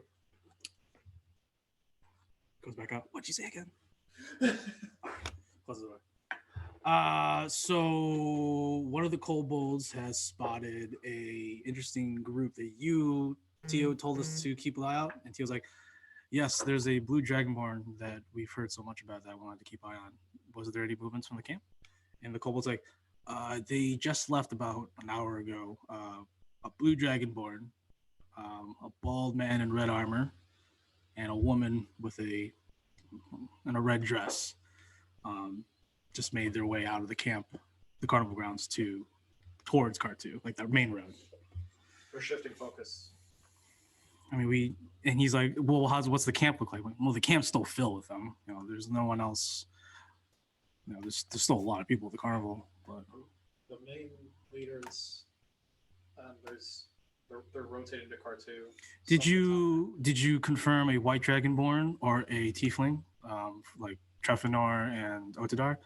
It goes like we haven't seen any of those two. All right. Well, regardless, we still are at an impasse. We need the contract. We need 5,000 gold. I think the gold's pretty much easy to find. In all honesty, we can just shake down somebody and get gold. That should be the contract. Is probably the one we need to finish this.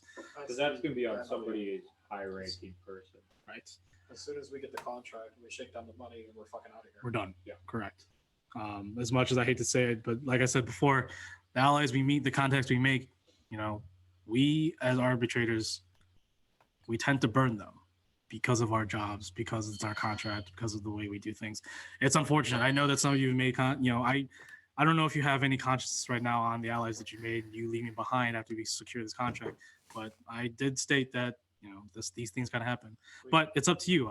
This is your contract still. I'm here to simply guide and help out and finish it with you to make sure you accomplish it. But it's up to you all to do this. This is what you are getting paid to do. This is your job. We can't help our allies. There's only so much we can do. I feel bad for Essential, you know, but we helped out the caravans. We rescued the lost one. Correct. There's not much we can do. It's just, and even Tio's just like, it's just that it does, in the back of my mind, you know, a heavy heart that we're leaving. You know, if we do find the contract, if we can get a contract, get out of here safely and efficiently, you know, we're leaving a cult behind. You know, it sucks. I mean, there's cults all. That is true, but this time we know of a cult doing something instead of like us assuming that there are cults doing something. Anyways, we need to become arbitrators to save the world. We need to confirm though where this contract is though. What was it when we interviewed Mush? Does anyone remember? What? It was with the leaders of the caravan. The leaders of the Ring of the Beast? Yeah, so the Ring of the Beast. Do you know which leaders? Is it Otadar and Trefinor, or is it their subordinates? It was Otadar and Trefinor. You didn't trust Trefanor, but they Right. I remember there is some sort of schism within the Ring of Beasts right now between Otadar and Trefanor. But we don't know who. Assume that Trefanor has it. Well, we can assume either Trefanor or Otadar has it. Though we have yet to confirm if they've left the camp or if they're at the camp. We actually don't know. We don't have eyes in the camp. At that, I'll go up to the top and use the monocle of line of sight to see if I can spot anything. Sure. Good. Zobo goes with you. Anyways, what are we thinking here? What's our plan? Obviously, I think right now we're all in agreement that we need to find the contract. But what's everyone's ideas? What's everyone's thoughts? What we can figure out is exactly where the leaders of the Ring of Beasts are residing, and then we could utilize the mercenaries that I hired to help protect us to get to the area where the contract is and see if we can get the 5,000 gold worth as well while we try and find the contract. Well, the costs are away, then might as well play. So how are we going to find the contract? We are going to have to see where the leaders are. How are we going to do that? We need to either get eyes on the camp or inside it in order to find Lady Trefanor or Ortoda. Then once we know if they're either at the carnival grounds or if they're in Car2, then we can figure it out from there. Okay. I mean, that sounds like a good plan. Anyone else? Any ideas? Any thoughts? Concerns? Suggestions? I could say my name and say that Lady Otadar would like to see me. You mean Lady Trefanor? Lady Trefanor, yes. Why would Lady Trefanor meet with you? Because she belongs to the Jargonoth family, and so do I. Oh, shit. Oh, interesting. I completely forgot that she is also of the house. It is a great risk, but if that honestly is a very direct way of finding out. Do you know this Lady Trefanor, Nemea? She is a sub-house that belongs to the House of Jargonoth. They only owe allegiance to them because they swore allegiance to them. Interesting. Yeah, I mean, yeah, okay. That's as far as I know. I don't know any other history of this house. If you are willing to take the risk, I think that is a good idea. To speak to one of the leaders head on and figure this out. I mean, obviously we'll plan in accordance to making sure that you're safe in this entire exchange, but I honestly think that's probably a more direct path in trying to get this figured out. How do you think she'll react to see, though? One or two ways. Either one, she will automatically try and kill me or abduct me, or two, she'd actually be willing to talk to me. Knowing as a fellow tiefling from Isatia, knowing most tieflings would always be down for some sort of understanding or agreement or deal. Yes. Correct. Yes. Obviously, I'm not of higher noble births as you, Lady Nemea, but I can easily see the Lady Trefanor speak with you, at least to hear you out. What's your plan? How do you plan on arranging this meeting?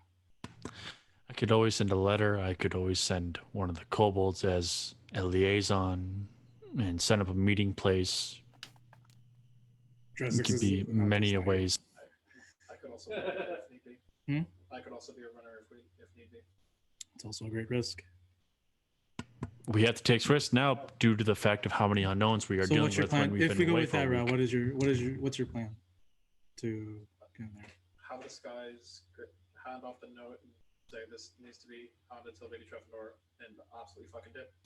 If they say she's at Car2, then we know that she's not a big Car2. That's true. That is very true. That's a good point. Actually, you asking a lot of questions would be a good idea, but obviously be aware of what you're asking. Obviously, if you ask too much, I don't think they're the kind of people that spare messengers. Not to my knowledge. What does everyone think on this? Kemder, Cypher, you're up top. I'll get you in a minute. Well, We don't exactly have many options. However, it would seem that, I think our first objective should be securing the people that hold the contract. Mm. Because if we lose essentially the hand that feeds, then what was the point? Right. So if the From a Brewing Company is, if Littlefoot dies, then our job is dead, or if he gets abducted. And correct, that is one of my concerns as well. With the From a Brewing Company and it's great to finish the contract, but if we have nowhere to finish it too, right, if we can't even, no, that's a good point. That's why I'm asking if we want to focus on this now or do we want to focus on this later. I mean, I could send eyes and ears over, send some more kobolds to keep an eye on them while we do this. I would prefer to send eyes and ears over to Cartu to see what happens, but since they are only reacting to specifically to we are just here, then I don't foresee any threat to our contract bearer of what we owe the contract to. So if we actually get into contact with the Ring of Beasts and the leaders, then it would be best to do that. I will go ahead and tell Dresix to get some more kobolds there. Keep an eye out. Do not interact with any of the people there. So we've already interacted with them enough, I assume, especially with Honja making contact. I don't know if they're under the influence or if they've been bought, but let's not continue to directly interact with them until we know what's up. We already know what happens, especially with when we get into contact with the cult or when anybody who has been abducted by the mind. Understood. Okay, now I will leave it to you right now to discuss how you guys want to figure out the get in contact with Lady Trefenor, or no, we're going with Lady Trefenor, right? That is correct, Lady Trefenor. Since it is a more direct path. Okay. Real quick, Zypher, go ahead and make a perception check as you get up and pull out your monocle alongside.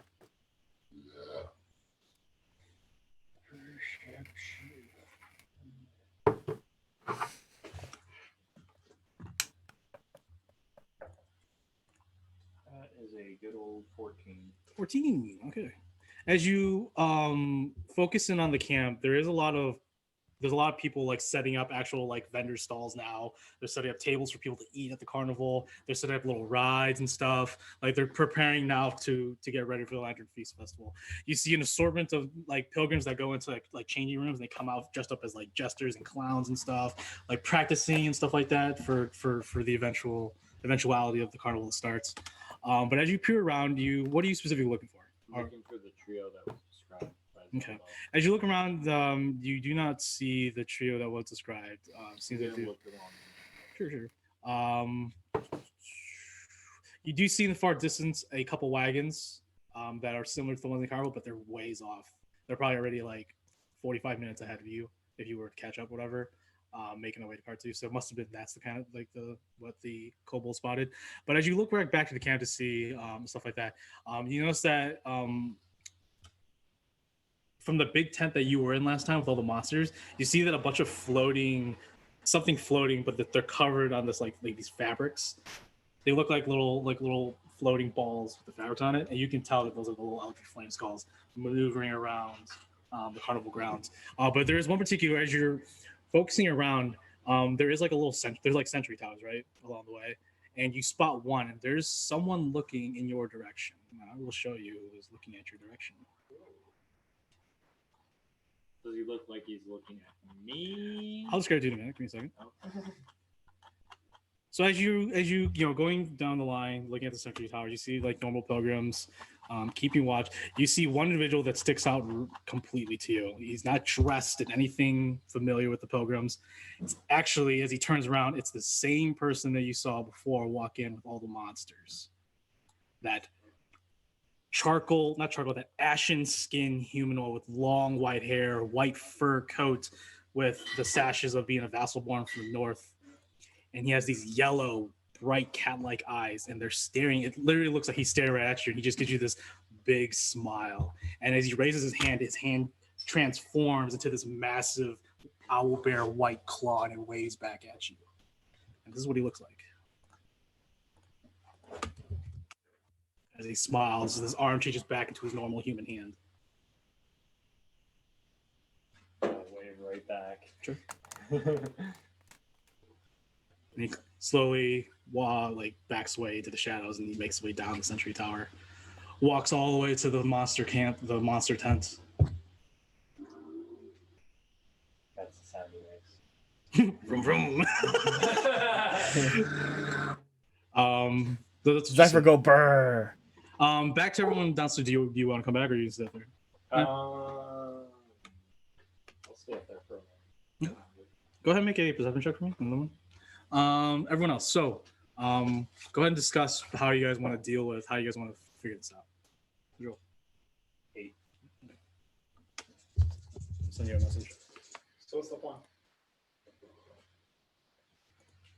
Well, I for one don't want to walk in there and die again. I'm gonna ask plan on you. us walking in right now. I think the plan, based off of what Nemea said, was she's gonna draft some type of letter.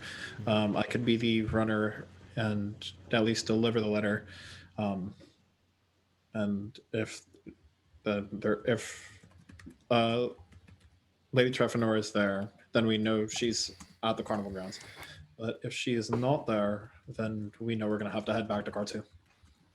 Tay, just out of curiosity, do you remember what I said to you on that boat?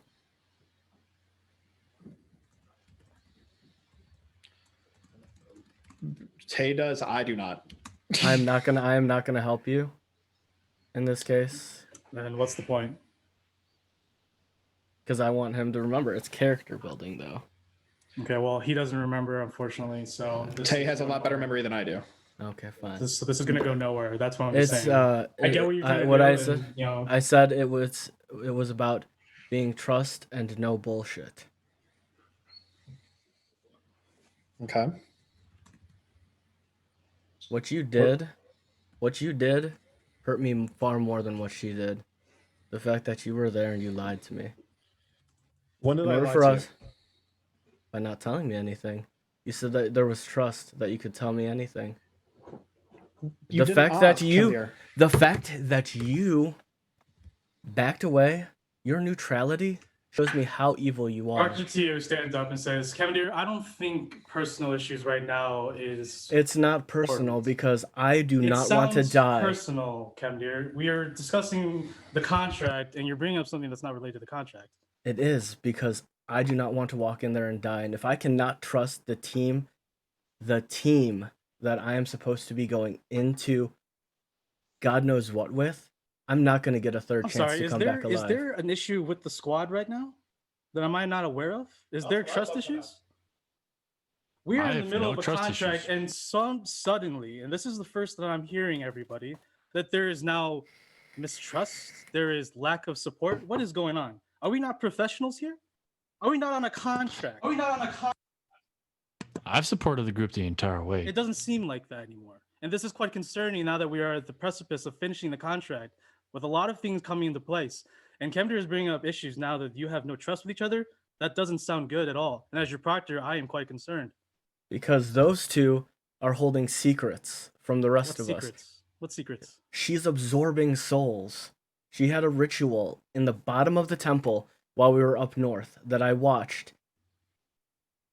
At least 20 or more draconian souls walked into a veil, and she was talking to this specter.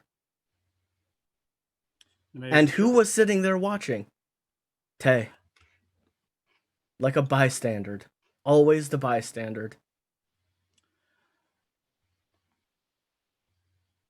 The fact that I had to be invisible and sneak in just to see what was going on, that is not trust. I do not want to die. I just want to inform you, Proctor, that this does not pertain to anything about the contract. Is this thing, this absorbing of souls, is this going to hamper or affect the group? No.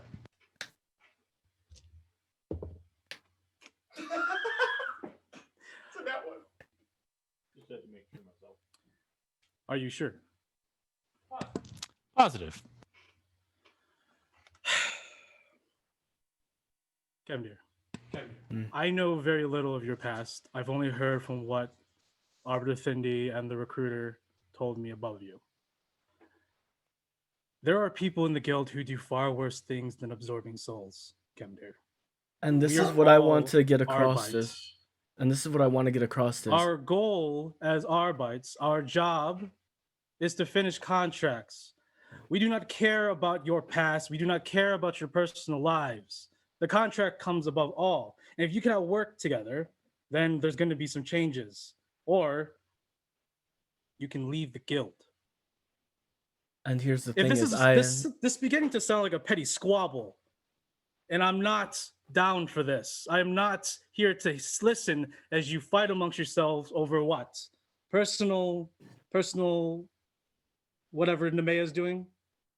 Games. and this is not saying that she's a bad person. Innately, I do not think she's. You're making this seem like she is, though, by taking sides, telling people and telling me that she's not trustworthy. How is that not taking a side? You're admitting her in a side that she is mistrustful. That's a side. Exactly. She is. I'm saying that she is mistrustful. However, I'm not saying she is a bad person. Has Nemea's personal rituals affected you personally? Has it been affecting the group? Has there been bad things happening, Gemdir? Not that I know of, because no one has informed me. Why do you need to know about their personal lives? If it's How- not affecting our mission, then why does it matter? How are we supposed to work as this team To be if we do not professional know? and you work as a team when you work together. It doesn't matter if you have rituals in the back rooms of taking souls. If you are working together, completing contracts, that is all that is required. Teamwork isn't about giving up your soul and your whole livelihood. It's about working together and putting aside your differences. It seems that Nemea is doing what she needs to do for her own things. Everyone has their own goals, and it doesn't seem like she's affecting the group. I have not been affected. Honja, have you been affected by Nemea's dealings? No, but it is concerning that she's taking souls, though. Yes, I get that, but guess what? We live in a world where these things happen. And if it's not affecting our mission or the group, I don't see why it's a concern. So if we're going to be talking about our personal issues, then let's talk about it right now then, okay? So Kemdir, you are in a loss for words of trust with the group. What has the group done that has made you lose your trust besides Nemea and Tay? What are other examples of losing trust? Is this the only moment that you've lost trust And with Nemea and Tay? And the fact that we can just walk away from death of people that are supposed to be close to us. Where I come from, I get our ideals are different. I get our ideologies are different. That's where you come from, Kemdir, but that's just not what Arbites care for. I told you this before. You knew this. We arbitrators do one thing. We finish contracts that we take on. I told you previously, and I just told Tay right now, we're about to leave people. Once we claim that contract and we leave, we're leaving Essential behind. We're leaving all these people behind. But we're not leaving each other behind. What? You're saying we leave people? Yes, because Exactly. we're Arbites. We are the squad. Exactly. And if we are to be a team, how are we supposed to be able to support through other people's weakness? Can I ask, and to strengthen, by a poll, bolster in their staying? Can I ask? Let me get some raise of hands here. Does anyone else feel the same way? Is there trust? Are we not trusting each other anymore? Is there something that's causing us to hesitate doing this contract that Kemdir is also being played with? Anything at all? Tay shakes her head no. Nope. If we can't work together and if you cannot come to terms with each other, then you need to settle this now. And he stands up. He's like, until you settle this, right now, you're all here. You're staying. You are all grounded until you figure this out. Right? This is probably the most unprofessional thing I've witnessed in the guild, and you all need to take care of this. Right? Kemdir makes a good point. If you can't trust each other on doing these missions, that is one thing. Right? But also realize that whatever they do outside of the guild is none of our business. And it pertains to us while we're on a contract. If this was outside of a contract in her own free realm, I would not care, but it is on a contract while we are doing a contract. I just asked you, Kemdir, was this dealing, this ritual affecting the contract? Has it been affecting the contract? Has it been affecting you? I don't know what magic it is. How would I know? Then why do you care, darling? Why are you bringing it up then? Because how do I know if You it's want going to know, hamper but us? she doesn't want to tell you, though. She has no right to tell you. She does not obligated to tell you what she does. Privacy not is wrong. very important to us. Our own privacy is important. Just because you come from a world where privacy isn't as a parent, much of the world still lives with that kind of privilege. You come from a place where your family shares information with each other, they love each other. I get that. The Maya probably doesn't come from that kind of place. Go to E33 for 1 year, then let me know how it goes. I will tell you, she is right. Isatia is a terrible place. People lie to each other all the time. My mother lied to me. That's why I left, among other things. I'm Look, just asking you for a need to shred just- of honesty. Yes, and you're going to keep it to yourself, and I'm going to keep my business to myself because that's your honesty, and my honesty is to keep you in the dark because I am not lying to you. Whatever I do does not pertain to the contract, and it will not affect you because that's how my dealings go. If you don't like it, then you don't like it. I'm not going to tell you anything because why should I care? Especially when you try to kill me. Especially when you try to call me out. I apologize. Fire in a group. I don't care about apology. Okay. Like, then it is settled. Especially if you try to. Is it though? Yes. If don't I think it cannot, is.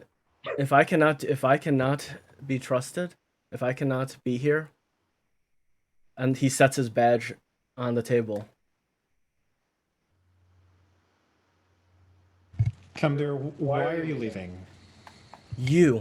What you did hurt me personally. And that That is a has personal nothing- issue. And That this is a personal issue between two people who and are. that is why I'm not bringing it up because you made a You valuable just brought point. it up.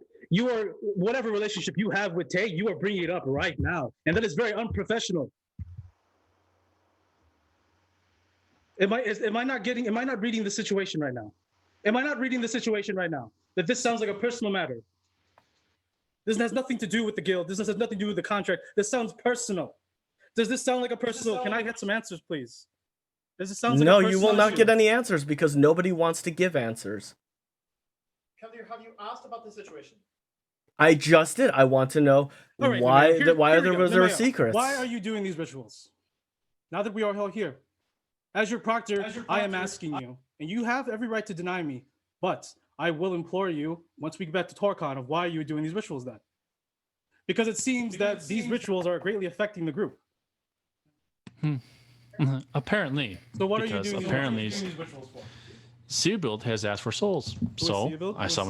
I summon Harvester. It's like this has been granted me by my new patron because I was finally granted freedom from Asmodeus because he enslaved me ever since I was a little baby when I was branded on the back of my back to be enslaved to him, be granted patron powers.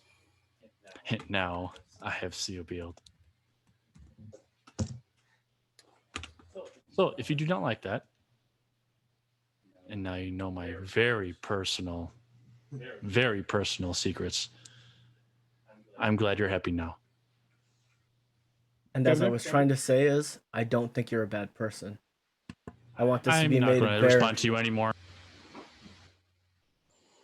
Look, now that you know about a little bit of Nemea, Kemdir, what are you going to do? Oh, actually, sorry. You still need to deal with Tay. So, what is this whole business of you lying to each other? Are you having a relationship? Are you guys in a relationship? Or are you guys just more than friends? Not anymore.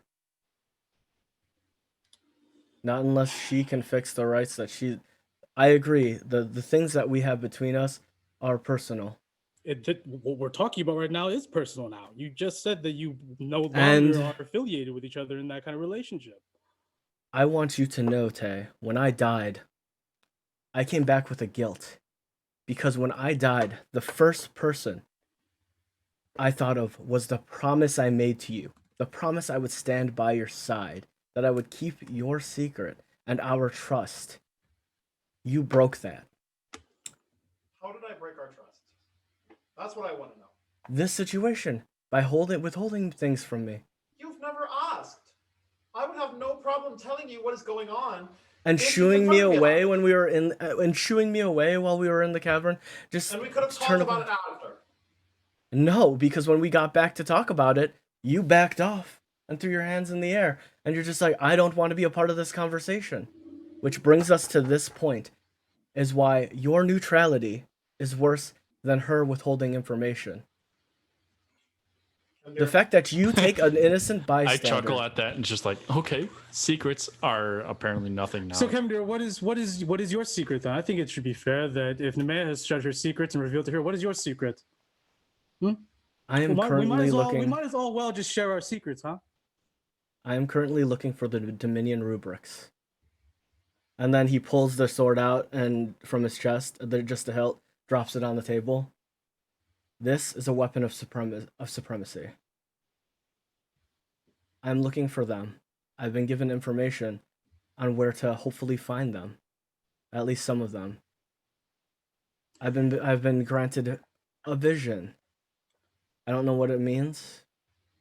Has anyone heard of this? Has you told this people before? Nope. No. Has anyone asked about your secrets? No. Nope. And I've told them since the beginning. Then why if you is have this any such an questions. issue? Why is this such Because an issue? So the far, world is an overbearing place. If we cannot trust each other with our deepest secrets, when we're supposed to be a team, to know what to look for, to know how to keep each other safe. On that on so many levels, Kemdir. Nemea walks out of the room. Anybody, their secrets or their pasts. They are not like you. They are not like other people that you have met in your lives. They are not like your friends, your families. They don't owe you anything or secrets. You are here for one job, to finish contracts. No one cares unless you want to care. And it seems like you want to care, but you're going about it very, very wrong. You're going about this.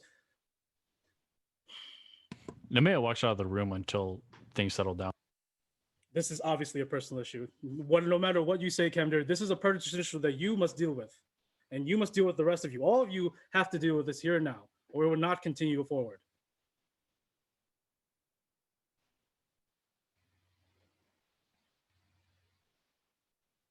Silence, huh? It's the only thing we're good at, apparently.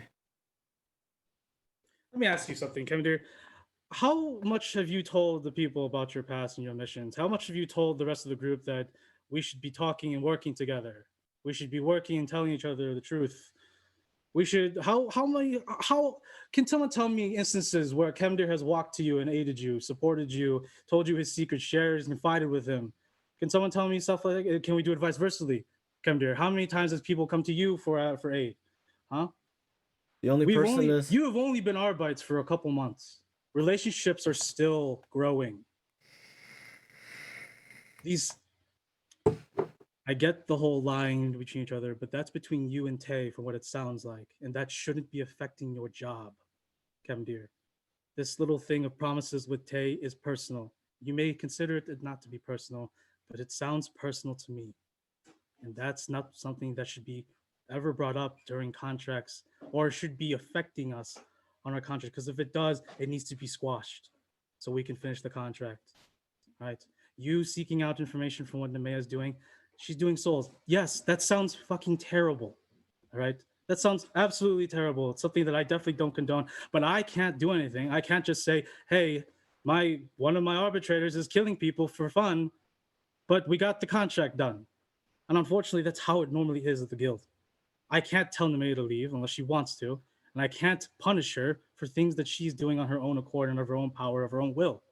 I have no say, no sovereignty, no authority over any of your personal lives, and neither any of you should as well, unless you, so be it, let them into your lives. Well, let's guess. I guess it's just because I care too much. At least I know where I stand now. Thank you for enlightening me. It just seems to me that you're making this issue bigger than it should be. I'm sorry. I wanted to be an actual team. I'm sorry. Kemdir, I will keep my mouth. I will keep my mouth shut from here on out. No, you will not keep your mouth shut. That's an order. You will not keep your mouth shut. You will continue to talk with me as I am talking to you right now, and you will show me the respect I have as your superior. Now, I'm hoping that you still respect those kind of traditions from where you're from. So we will continue to talk. Now, we need to figure this out, right? Kemdir is obviously very hurt. He does not approve of how the squad is going. And I can tell you right now, I have my own observations of the unit. And some of them I agree with Kemdir. The unit isn't working at efficiently. And obviously with the loss of Argos and Dieter, it has definitely gone down some. And I understand that. I completely do. I've lost friends. I've lost family. Right? We cannot let that deter us from our mission. Kemdir, you know Nemea's secrets now, okay? But it seems that you have now deepened the divide with her. I don't believe that was your intention, but unfortunately, that is what happened. You seeking someone's secrets, forcing them to tell you in front of everyone, how would that make you feel? I would something tell that them. you don't want, something that you cannot let people know. People are not like you, Kemdir. People cannot. And I do not simply judge tell her them. for doing what she's doing. I've said time and time again, I don't But think you- she's a bad person.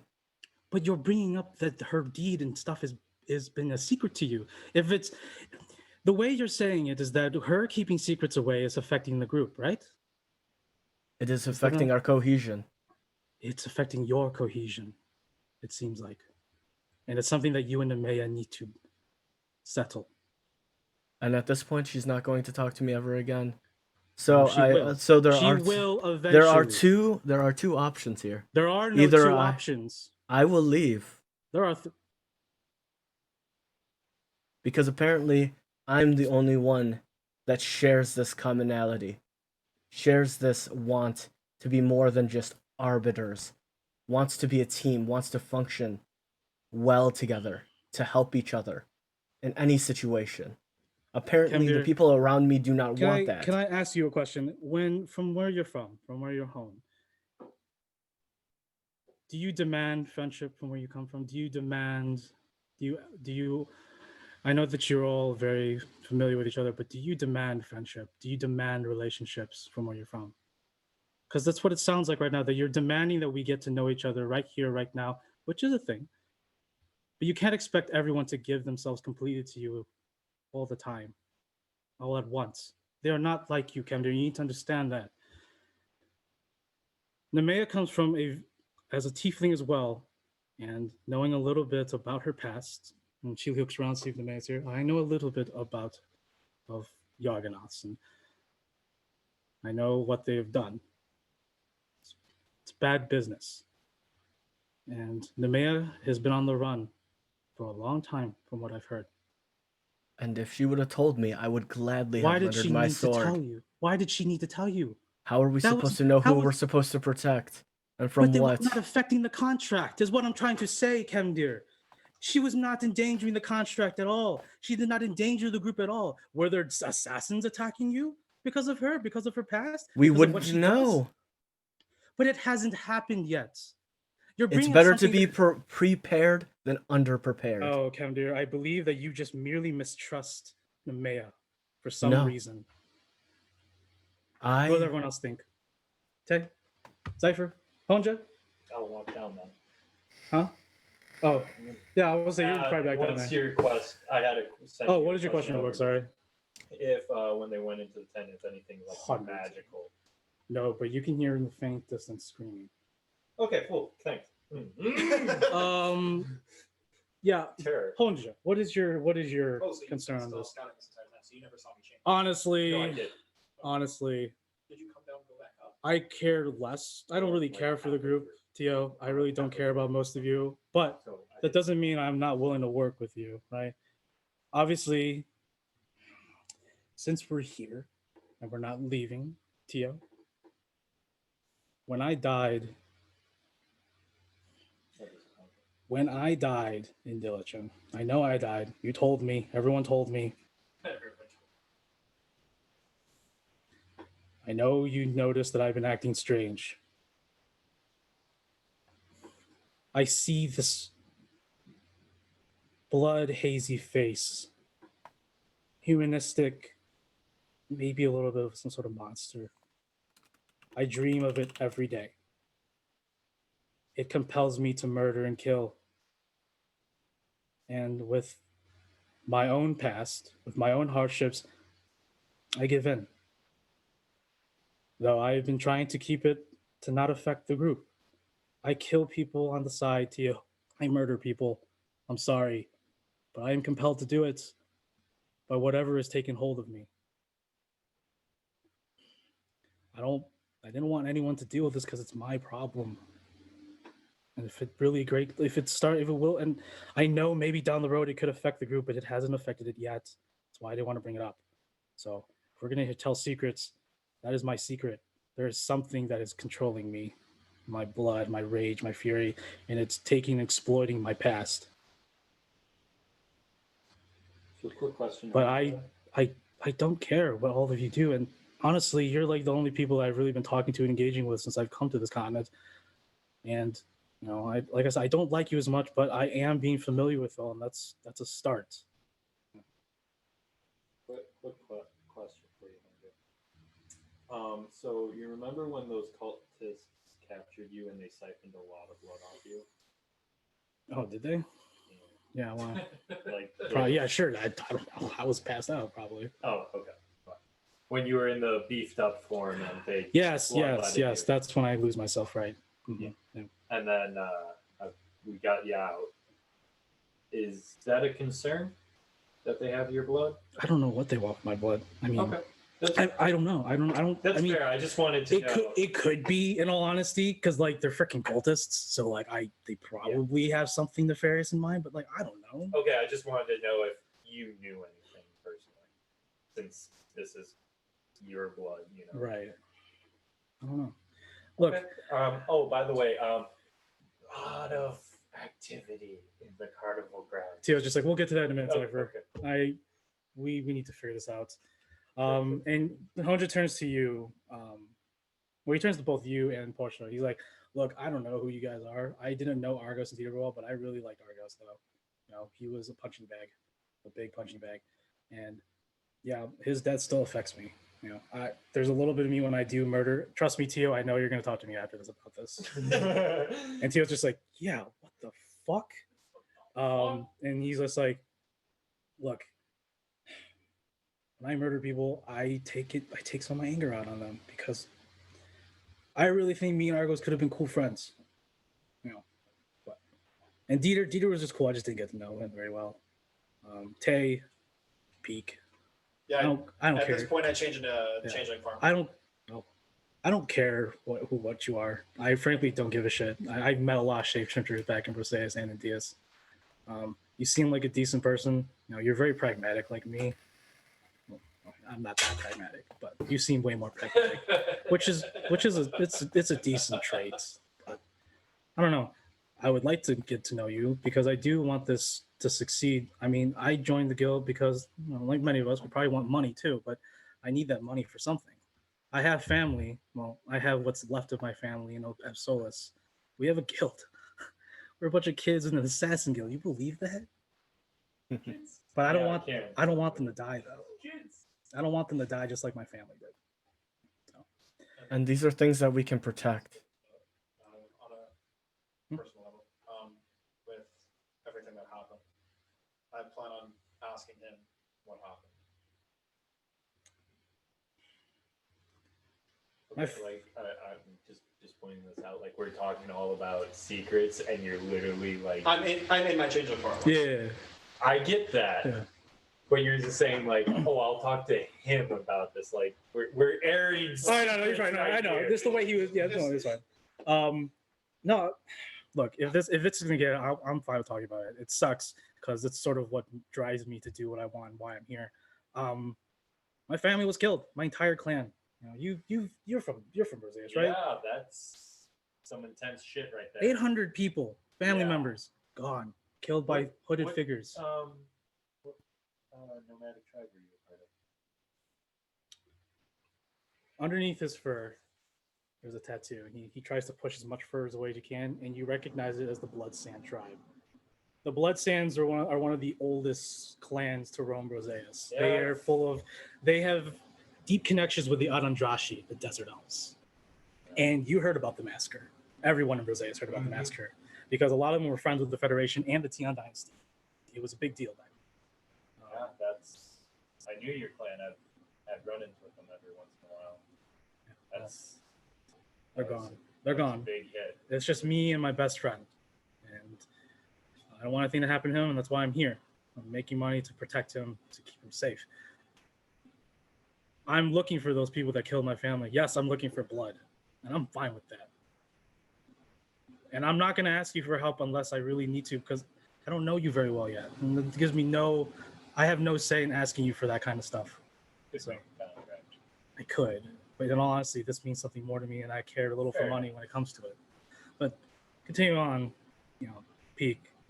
I don't care if you're a shape changer. I've met shape changers. You seem like a decent person. I don't know what your deal is, in all honesty, but if we get to know each other more, maybe we can help each other out. But I roll up my sleeve and show the traveler boon that's on me. Tio's just like, what the fuck? What is that? Are you part of? You do? He's like, he's interested. He's like, are you part of that church? I've been working with the traveler. He's What the? the god of shapeshifting. He's actually the god of chaos. Well, yes, but So you're part of the church? And do you see it? The path of change? I am not part of the church, but I have traveled around there. Interesting. I don't know. They're just weird. Tio's just like, I would keep that a deal, though.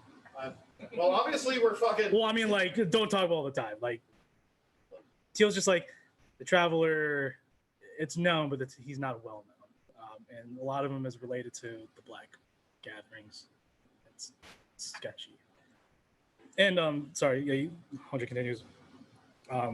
He looks at you, Nemea, he's just like, oh, Nemea left. He looks at you, Kendra, he's like, Kendra, like, you're cool and stuff sometimes. Like, you're really good at fighting. Like, you're a badass. But there are points where I just don't like you because you're too direct sometimes. You're also really awkward. But I'm also awkward too. But I do drugs and stuff to make myself normalized. So that's one thing. I don't hate you, Kendra. You're just sort of a stickler sometimes. And you also don't really talk about your feelings as well. Not that I'm asking, but like I'm just saying, you don't talk about your feelings either. Not that I'm asking. I guess I am asking now. Look, I don't know what like blood hunters are, or whatnot, or what you do. Like the things you do with your blood, that's crazy. Like that's crazier than the stuff I do with my blood. Like my blood just gets me freaking hard, real hard. No pun intended. There was no pun. But like, I don't know. You're reliable, man. Like, I know that I fucking piss you off a lot, and I know that doesn't make you that upsets you, but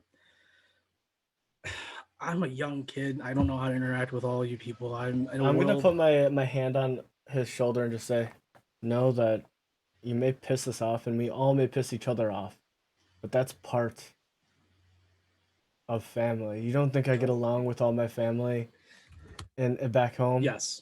Brent. Yes. To answer your question. Okay. Brent pisses me off. He's pig-headed. He's a skull fuck. Olivia, she's a know-it-all. But they are family. They're family, and I will protect yours as well as mine. You don't need. There's no need to ask the day that comes. That's cool, Kendra. I appreciate that, but man, like, let me ask you though. Don't take on something that no one's asked you to do. Right? Yeah. No, that's cool. I appreciate that, man. But when I ask you, I'll ask you. Maybe one day you'll meet my best friend.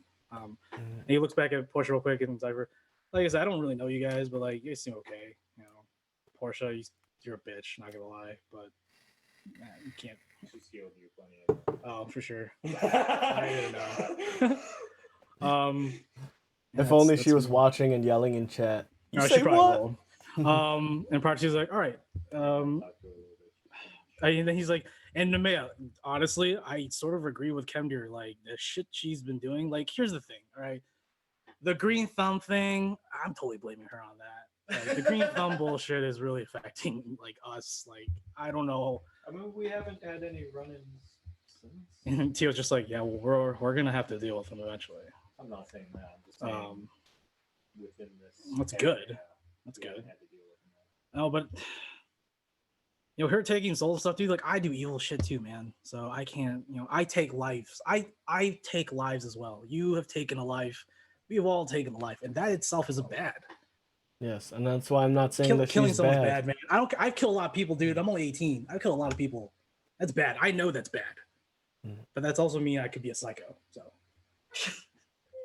I mean, we all have to be crazy on some point in order to do what we do. That's why I'm saying inherently, I'm not upset with what she's done. Yeah, but here's It's the thing, whole dude. You're thing. literally willing to stop working with us just because she hasn't told you her deepest, darkest secret. All of you. It's not just her. Everyone's using her as a foci. For what, man? For what? Because I do not want to die again. I have a purpose. I don't want to die either, man. But I can't just I can't have that shadow looming over me every day of the possibility of dying, dude. I have to go forward and face the evils of this fucking world so I can do what I can do. And if I can't do it, then I'm gonna die. I can't stop myself from dying, man. I get it, dude. But I can stop. I cannot put my. I can, man. I can take myself away from a position to where I know I'm gonna die. You said it yourself. Then go and talk to Nemea then. This is obviously between you and her right now. Like you both, man. I don't know, smoke a blunt or something, dude. Drink with her or something. Talk to her. Get this settled, man. Because like I said, I don't agree with the shit she does too. From what she just said, that's fucked up. But what Tio said, man, it's not affecting the guy. There's so far there had no, and I get it. Maybe down the line, but also guess what, dude? Shit from me is probably gonna affect us down the line, dude. But every single one of us. And I will ask you though. I will walk to you and I will ask you for help. Okay.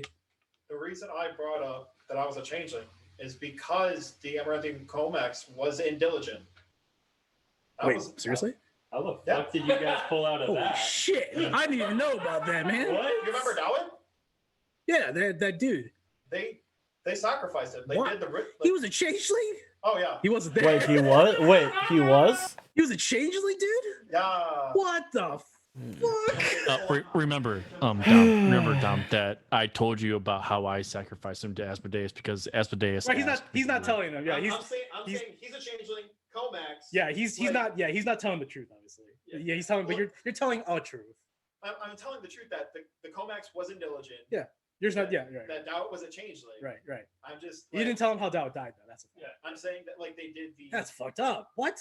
How did you make it out? Out of the Fonz. Dude, we saw them do the ritual, dude. They sacrificed his ass. I've only heard stories about that. Yeah, it's crazy. It's fucking crazy. And it's part of the reason that I'm here. Right. Look, yeah, there's probably people following me trying to kill me, and I think the guild is like to save his place. That's why I'm here too. But also staying away from my best friend, so he doesn't get. Look, Kevin, I don't trust any of you either, right? I don't trust all of you. I have some trust, all right, but I'm not gonna throw away what we've already started, man, just because I don't trust you completely. Give it some time. I'm sure whatever Nemea is doing, she has reasons for. Maybe she's not doing it for completely evil reasons, dude. She has to be doing. Part two, what? She's running away from her family or whatever. She's running away from Izatia. I've heard Izatia is a bad place, man. They deal with devils on a daily basis, right? They literally fuck them, right? Isn't that true? No. Oh. I mean, Kim, dear, do you have at least enough trust? It's a fact to not assume that we're gonna stab you in the back. Yeah, man, I could have tried to do that before. Like, yeah, even that boat naga, we could have all just been like, you know what, he's got this, and walked away and let you die. But we didn't. Wait, you guys fought a bone naga? Ancient bone naga. Dude, I am really high right now, man. I have no idea what's going on. I'm in my feelings. But right now. that's the essence. Trust gets built, but as long as you can trust us not enough that we're not going to do you harm directly, like at the end of the day, that's the best thing you can look for. Man. I don't think especially in this world. I don't think Nemea is doing these bad things against us. It doesn't seem like it. What is she doing? And I would agree. Why did she even encourage you? Why did she even let you in on that, man? Because I witnessed one of the rituals before. Right. She obviously want to keep that a secret. So like she said, she has a new patron, and the patron is asking for souls. Right. This is on. If she does not do what her patron asks, then she doesn't get her powers. If she does not have her powers, she can't help protect us. She can't help protect herself. Exactly. Her soul gets fucked, and then we're left without a very powerful ally. Right. I get that we don't approve of it. Right, and this is what she needs to do. Right. Yeah, man. Like I said, dude, I murder people. Kevin, you know this, dude. You've speculated, man. And dude, trust me, I don't want to do it completely, but I'm sort of going through what Nemea is going to, man. There's another force dictating my life, man. We live in a world of gods that are way more powerful than us. You serve a god, right? Yes, and that's why I want us instead of doesn't building your the god walls. doesn't your god ask you to do things though? No, my God gave his life to bring me back. Mostly, I haven't spoken to him in months. Wow. But isn't your god the one that gave you your powers though? Your abilities to fight? The abilities, no, those were your blood magic. Oh, the blood magic that you do? partially, yes. Okay. For the What if most you part. lost that? You'd just be a soldier, right? Sometimes See? it'd be simpler. I wouldn't be ostracized. Here's the thing: unlike comparing you and Nemea, if you lost your powers, you still have a way of life. You can still protect yourself. Honestly, Nemea can't protect herself. She lost her powers. She's a spoiled little rich kid. So, And all I'm asking is for us to not build a wall and walls burying inside the city we're trying to build. that's fine, dude. But demanding You can't go at it with a sledgehammer. Yeah, you can't go in and actually put a wall up and then break it down yourself. You have to do it together. It's what you just did, man. You didn't just break down a wall. You broke down a wall and then you created a chasm. You infringed upon her privacy, man. She did something that she definitely didn't want people to know, probably for good reasons. There's probably people hunting her. If she's a noble from Isatia on the run, there's got to be reasons. I knew she was honestly, a noble her from not their tell- conversation and back in her not Diligent. her not telling you, probably she's trying to keep you and everyone safe. Right? Well, now that I know, I can keep her safe if she does encounter that. These are the things. Camden, man, dude, I'm not very social, dude, but like what you just did, dude, it's gonna take a little bit. It's gonna take a while for you to get that trust back, man. There was apparently no trust to begin with, so I have not lost. I have not lost. You're taking anything. this. You're very blunt, dude. That's why I said that's why I think it's something you're an asshole because of the way you're so direct with things. You can't be so direct with people like that, man. It's how I was brought Where's up. your guile? No, I get that, dude. Like, dude, trust me. Do I want to kill a guy that pisses me off on the down the street? Sure. Will I do it? Probably later when I lose myself. Right? I don't understand that metaphor. Look, that contradicts itself. They're still going to kill them. All right, I'm not going to finish my point then. Look, Kevin, you're just overly direct with people, and what you just did, asking about someone's personal issues. What you do, you push too hard, man. You pressed the issue, and you should not have pressed it, dude. Out of what you were trying to expect from it, completely went the opposite way, man. What you wanted is not what you wanted because the way you did it. You know, being blunt, direct can work in a lot of things, but when it comes to someone's secrets, their privacy, you can't just ask when you don't know her, when you're not even friends with her, when you have not confided with each other. You know, I don't see you talk to her. I've never seen you got along with Nemea, man. And I don't know what you're talking about. We spoke. We were walking down the street. Talking is one thing. Talking is one thing, dude. But I've not seen you hang out with Nemea. I've not seen you cook dinner with Nemea, drink with Nemea. And what you just did was ask for her private secrets, and you're expecting everything should be good now? That makes no sense, man. You forced her to sell something that she didn't want to say that was uncomfortable to her. You made her feel uncomfortable. You made her feel vulnerable. You made her feel weak. dude. And she has always been someone with a stoic face, always not showing her emotions. You brought down her walls of security, man. How would you feel if all your family was killed, dude, and your powers were stripped and you had nothing left to fight with? And all you could do was just sit there and wait for the end, man. Because that's honestly what you just did to her. At least that's what she probably felt, man. You ever thought about other people's feelings? No.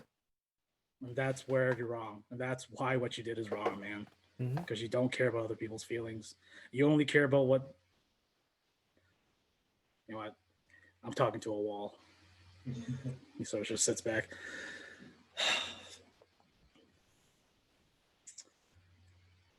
Anything else we'd like to bring to the table? Sure, why not? Just What'd you find right, upstairs? that I had something else, but okay. Oh, well, let's might as well just bring it out. Yeah. I'll manifest a little head of Thresh and be like, "This is Thresh. He's the guy that talks in my head, and he also wants to murder and eat people." That's I'm just like, see, what the fuck is that? That's how I rescued you, Honjo, by the way. No. I didn't go in you. I basically ran in, cut you from the center mass. And So that thing's there's another creature in you? Yes. And it wants to murder us. No, not you guys. So far. But it wants to murder.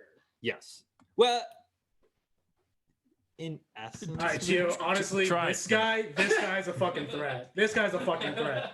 He wants to absorb certain key characteristics of you're creatures. the most dangerous person in this group right now. You are literally the most dangerous person in this group right now. The male with souls doesn't even compare to what you're fucking doing. Has he killed us yet? No.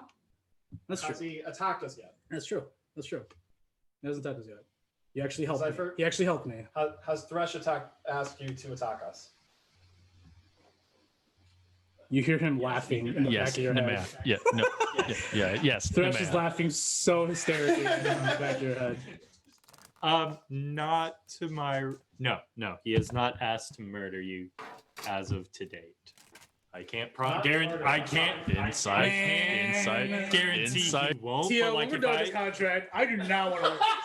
If I satiate Thresh elsewhere, he won't care about you guys. Let's put it at that. Okay. Well, and I have at least been. you're in control, right? You're in control. Oh, but, like 95.5%. Like, you know, when the cloaked form comes out, it's Make a little. con save for me. God. Oh God.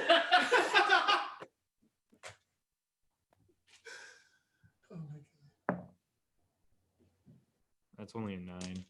Your right arm raised. Yeah, sometimes he you gets begin to do tap that. your head, and then he takes your other arm. He sometimes gets to do that, but like. What do you mean? Are you not doing that right now? Nah, not right now. No. Oh my God, guys. But like, he's never been able to murder. Tio, get someone else, dude. Get someone else. Get someone else. He's never been able to kill without my consent as well. Let's put it at that. Okay. Like I could deal with this, you know. I have nothing to say because you saved my life. So. But Carnival. Let's see. Some carts, pretty heavily guarded carts a little bit. Not the huge carnival ones. Those were making their way to cart 2. Okay. The Eldritch Flame Skulls are covered with cloaks. What do you mean cloaks? Like they have just cloths over those flaming skulls, okay. Probably to disguise them for the audience members or whatever. And then make them look like just floating lantern. Kinda, I guess. And then also a large group of pilgrims went into one of the tents and then didn't come out. All the pilgrims. All the pilgrims went into a tent. They didn't come out, and there was a lot of screaming coming from them. Oh, also somebody saw me. Tio and Andre just like, wait, what? So yeah, I was. There's a lot to unpack there. Yeah. Why didn't you just bring this up beforehand? Because I was just. Oh, like in the order of things, or what? No, this is Tio. This is Tio's like, why did you bring it up beforehand? Because we were having you said we were having a hard. We were getting clear in the board. But I didn't know it was part of the contract. Okay, well, it's a part of the contract. Well, here we are. So I was surveying one of the guard towers. I saw this strange man, probably some beastmaster. He was making direct eye contact with me. I'm From using where? the monocle long Oh, sight. okay. He was making direct eye contact. He was with looking me. right at you. Yes. Switched his arm to a bugbear arm, or owlbear, He's a shapeshifter? and he waved to me. Laughed, dipped into the shadows. Does this description remind me of Rill in the way that, like, when I read Oh, the way that she did, like, her, slightly, tiger form? slightly. I don't know. I'll tell you what, it sounds just like it. Like similar, like Yeah. the way he's describing and the way it's Rill's described in the book. Yes. Interesting. Yes. Okay. I wouldn't say shapeshifter per se because it was only a bestial. It was an animal art. I've read about them though. Okay, I mean, I've heard stories they can be very fucking dangerous if they're it not on our side. seems pretty dangerous. So yeah, there. I didn't see the trio that Zelbo had told us, but they were probably on the carts. They were back when I first saw them. They were about 45 minutes out from where we were if we wanted to give chase. But by now, probably like in 2 Cartier at this hours. point. Cartou's what, like a day? 2 hours. No, it's 2 hours away. Oh, it's only a 2 hour trip. Yeah. So yeah, they're probably in Cartou by now. Maybe they see that maybe a little bit outside of town, but still, they're probably there, close enough. So yeah, it seems like there's a sacrifice going on in the tent. So the Pilgrims of Freedom aren't super concerned right now, I guess. So any ones that are not in Cartier right now or converted to cultists have probably already been sacrificed. Yep. That's a good assumption. So, I mean, good news. Their numbers have dwindled. Look, okay, regardless, back to the matter at hand. We need to find a contract and finish this. That's all that matters right now. I need to think on things. You all have the rest of the night. If you want to meet with me tomorrow, or we can have another meeting tomorrow, I'll figure things out from there. That's fine. You can come find me. I need to go and speak with my superiors. Tell them, give them updates. As he sort of leaves, he looks back at you and he's like, "Kemdir, you need to go talk to the man. You need to hash this out. I don't care how much it takes. That's an order. You're part of the guild right now, and so you have to listen to that order. Go talk to her. Don't have to rectify things completely, but you need to be on level with each other on some. You need to be at some sort of level with each other, right? With you and Tay, I mean, figure it out. This is not what I'm paid to do. I'm not here to babysit and deal with your personal grievances, unless you come to me. Which, if you are going to come to me personally, then I will make it so. But I feel like you guys can take care of it yourselves. You're all adults here, right? I'm just like, fuck you, dude. I wink. He's adult enough. I turn into a dude. You walked out. Well, goddammit. Proctor Tio, that order is you're giving me an impossible task. I can't talk to a wall that doesn't want to be talked to. Figure it out. This is the wall that created it. Figure it out. You broke the wall. You can rebuild it, right? You easily broke through the wall. I don't see any reason for you to build it again, or maybe build a bridge instead of digging a chasm. And Hunch is right. You not caring about what other people think, that's gonna affect your relationships with people. He walks out. Honja is gonna just sit in the corner and smoke a little bit. Definitely keep his distance from Zypher. Bruh. Dude, that's fucked up, man. It's not by choice. He saved my life once. I've heard of that kind of shit. Of like people who have that, like, I don't know, like, I've heard stories from some of the shamans when I was younger of like, there's this tribe, this clan, smaller clan, it's been gone for a while now. They would send people into this cave, like good, powerful warriors, and they told them that they had to find a fountain or a rock and break it, or find a fountain and swim in it. And then when they came back, Is it a specific cave? there's I don't know. Okay. But when they came back, you know, Because I found him in a cave. I tripped on a rock and cracked it open, and I was about to be killed when he reached into me and saved my life. And does he like enhance your powers and stuff, your abilities? Yeah, see, that's the same thing with these people too. They would send people and they would get a blessing, they said. And they I would know come as back. much that he comes from space. He arrived on a meteorite. That was the rock that he came from. There's a hole in the cavern that I didn't notice because I was too focused on the beast I had to slay.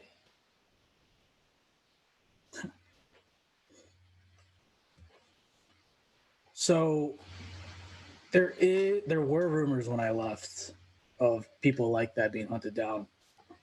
One of them was probably me. Nice. That's why I left. Nice. That's why I left too. I'm also being probably hunted down. My brother, Hey, 3 of a kind. 3. one of my brothers is probably the one that's hunting me down right now. That sucks. I think it's easier to count how many of us are not on the run from some type of organization or person. So, Tio is gone. Honja is going to leave eventually. He's going to go to sleep and get high again. Sleep. I'm going to leave it up to you guys for a little bit. You can go ahead and smoke with Honja. It's fine. You're super high. You have no tolerance. Yeah. You're baked out of your mind. Cool. And it's gold leaf. Yeah. That's Oh, rough it's shit. Just strong. 95% THC for sure. Yeah, I'm gonna I find have like some a. shipment of booze coming in. Like I'll order some gold leaf. Dude, he pulled out a sack that's like 20 pounds, dude. I caught this from Veradeva, dude. I'm good. What's that, Governor? I'm gonna go and I'm gonna find like a balcony. Yeah, there's a bunch. Don't go on my balcony. Why? It's in your room. You would have to go through your room to go in your balcony. No, my balcony at the. Dude, you're at the very fucking top. There's no way. He can find a balcony somewhere. Yeah, sorry. Go ahead. Yeah. So I'm just gonna. Kemder's just gonna sit like on the on the railing near the wall and just lean up at the wall and just like look up. And just he's just gonna hold his dagger and just like spin it in his hand. Mm-hmm. And he's gonna look up and just like what do you want from me, Zemnatar? I don't know anymore. All this shit that's going on, this isn't home. These people, all of them are heartless. I don't know why you would send me here. This isn't growth. It feels like I'm being pushed back.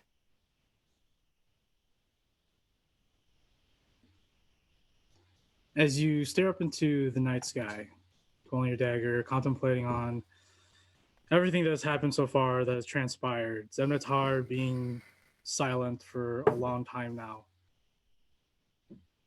thinking about where everything's going, why everything's happening, why can't things be a lot more smoother, why can't things run like it was back home? It frustrates you.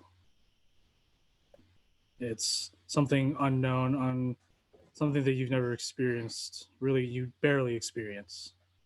And as you continue to ponder, maybe hoping that a sign will appear, all you see is a shooting star above the first moon of Liaran.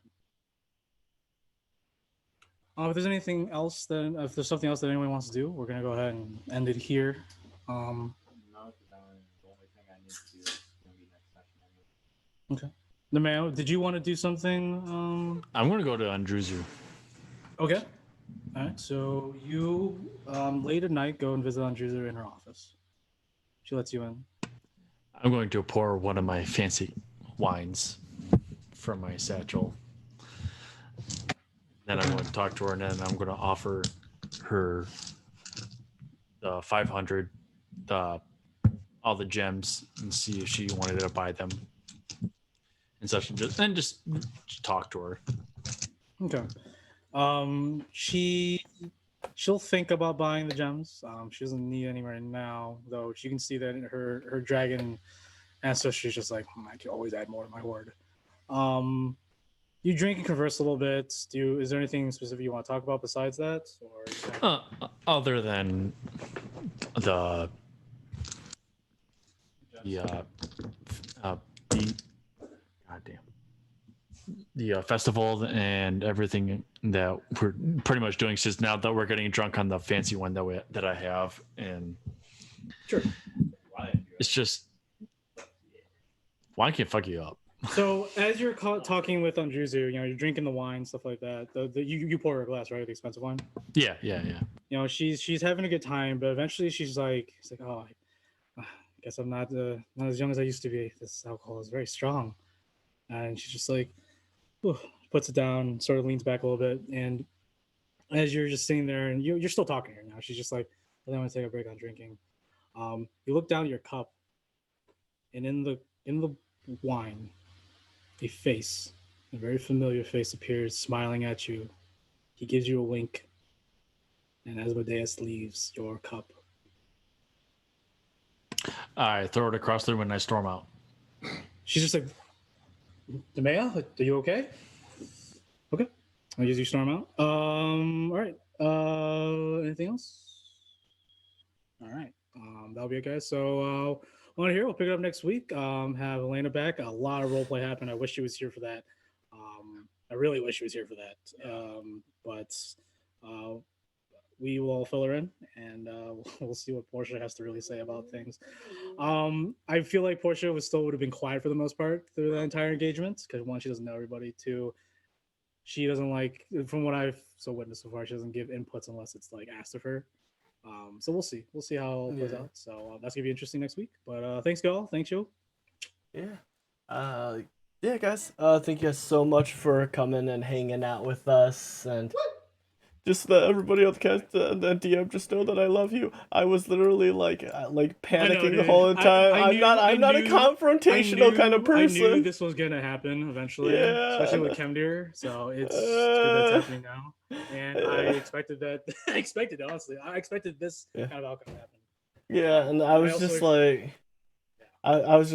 me as a person, stressed out. Kemdir, no, trying to role play that. I'm just like, but yeah, and that's how it is. Like I said, if anyone, here at the table or whatever, if everyone's uncomfortable, do not do it. And if you are uncomfortable, tell me, man. We're all is a safe space for everybody. But I think it was a pretty okay. I mean, I definitely got a little bit into it, but that's just because Tio would have been like, "What do you got? Are you serious right now? Cut the shit out. This is unprofessional." Safety square. But like I said, guys. So those who are watching, we got pretty into it. This is how we do it. This is how we roll out here. So, yep.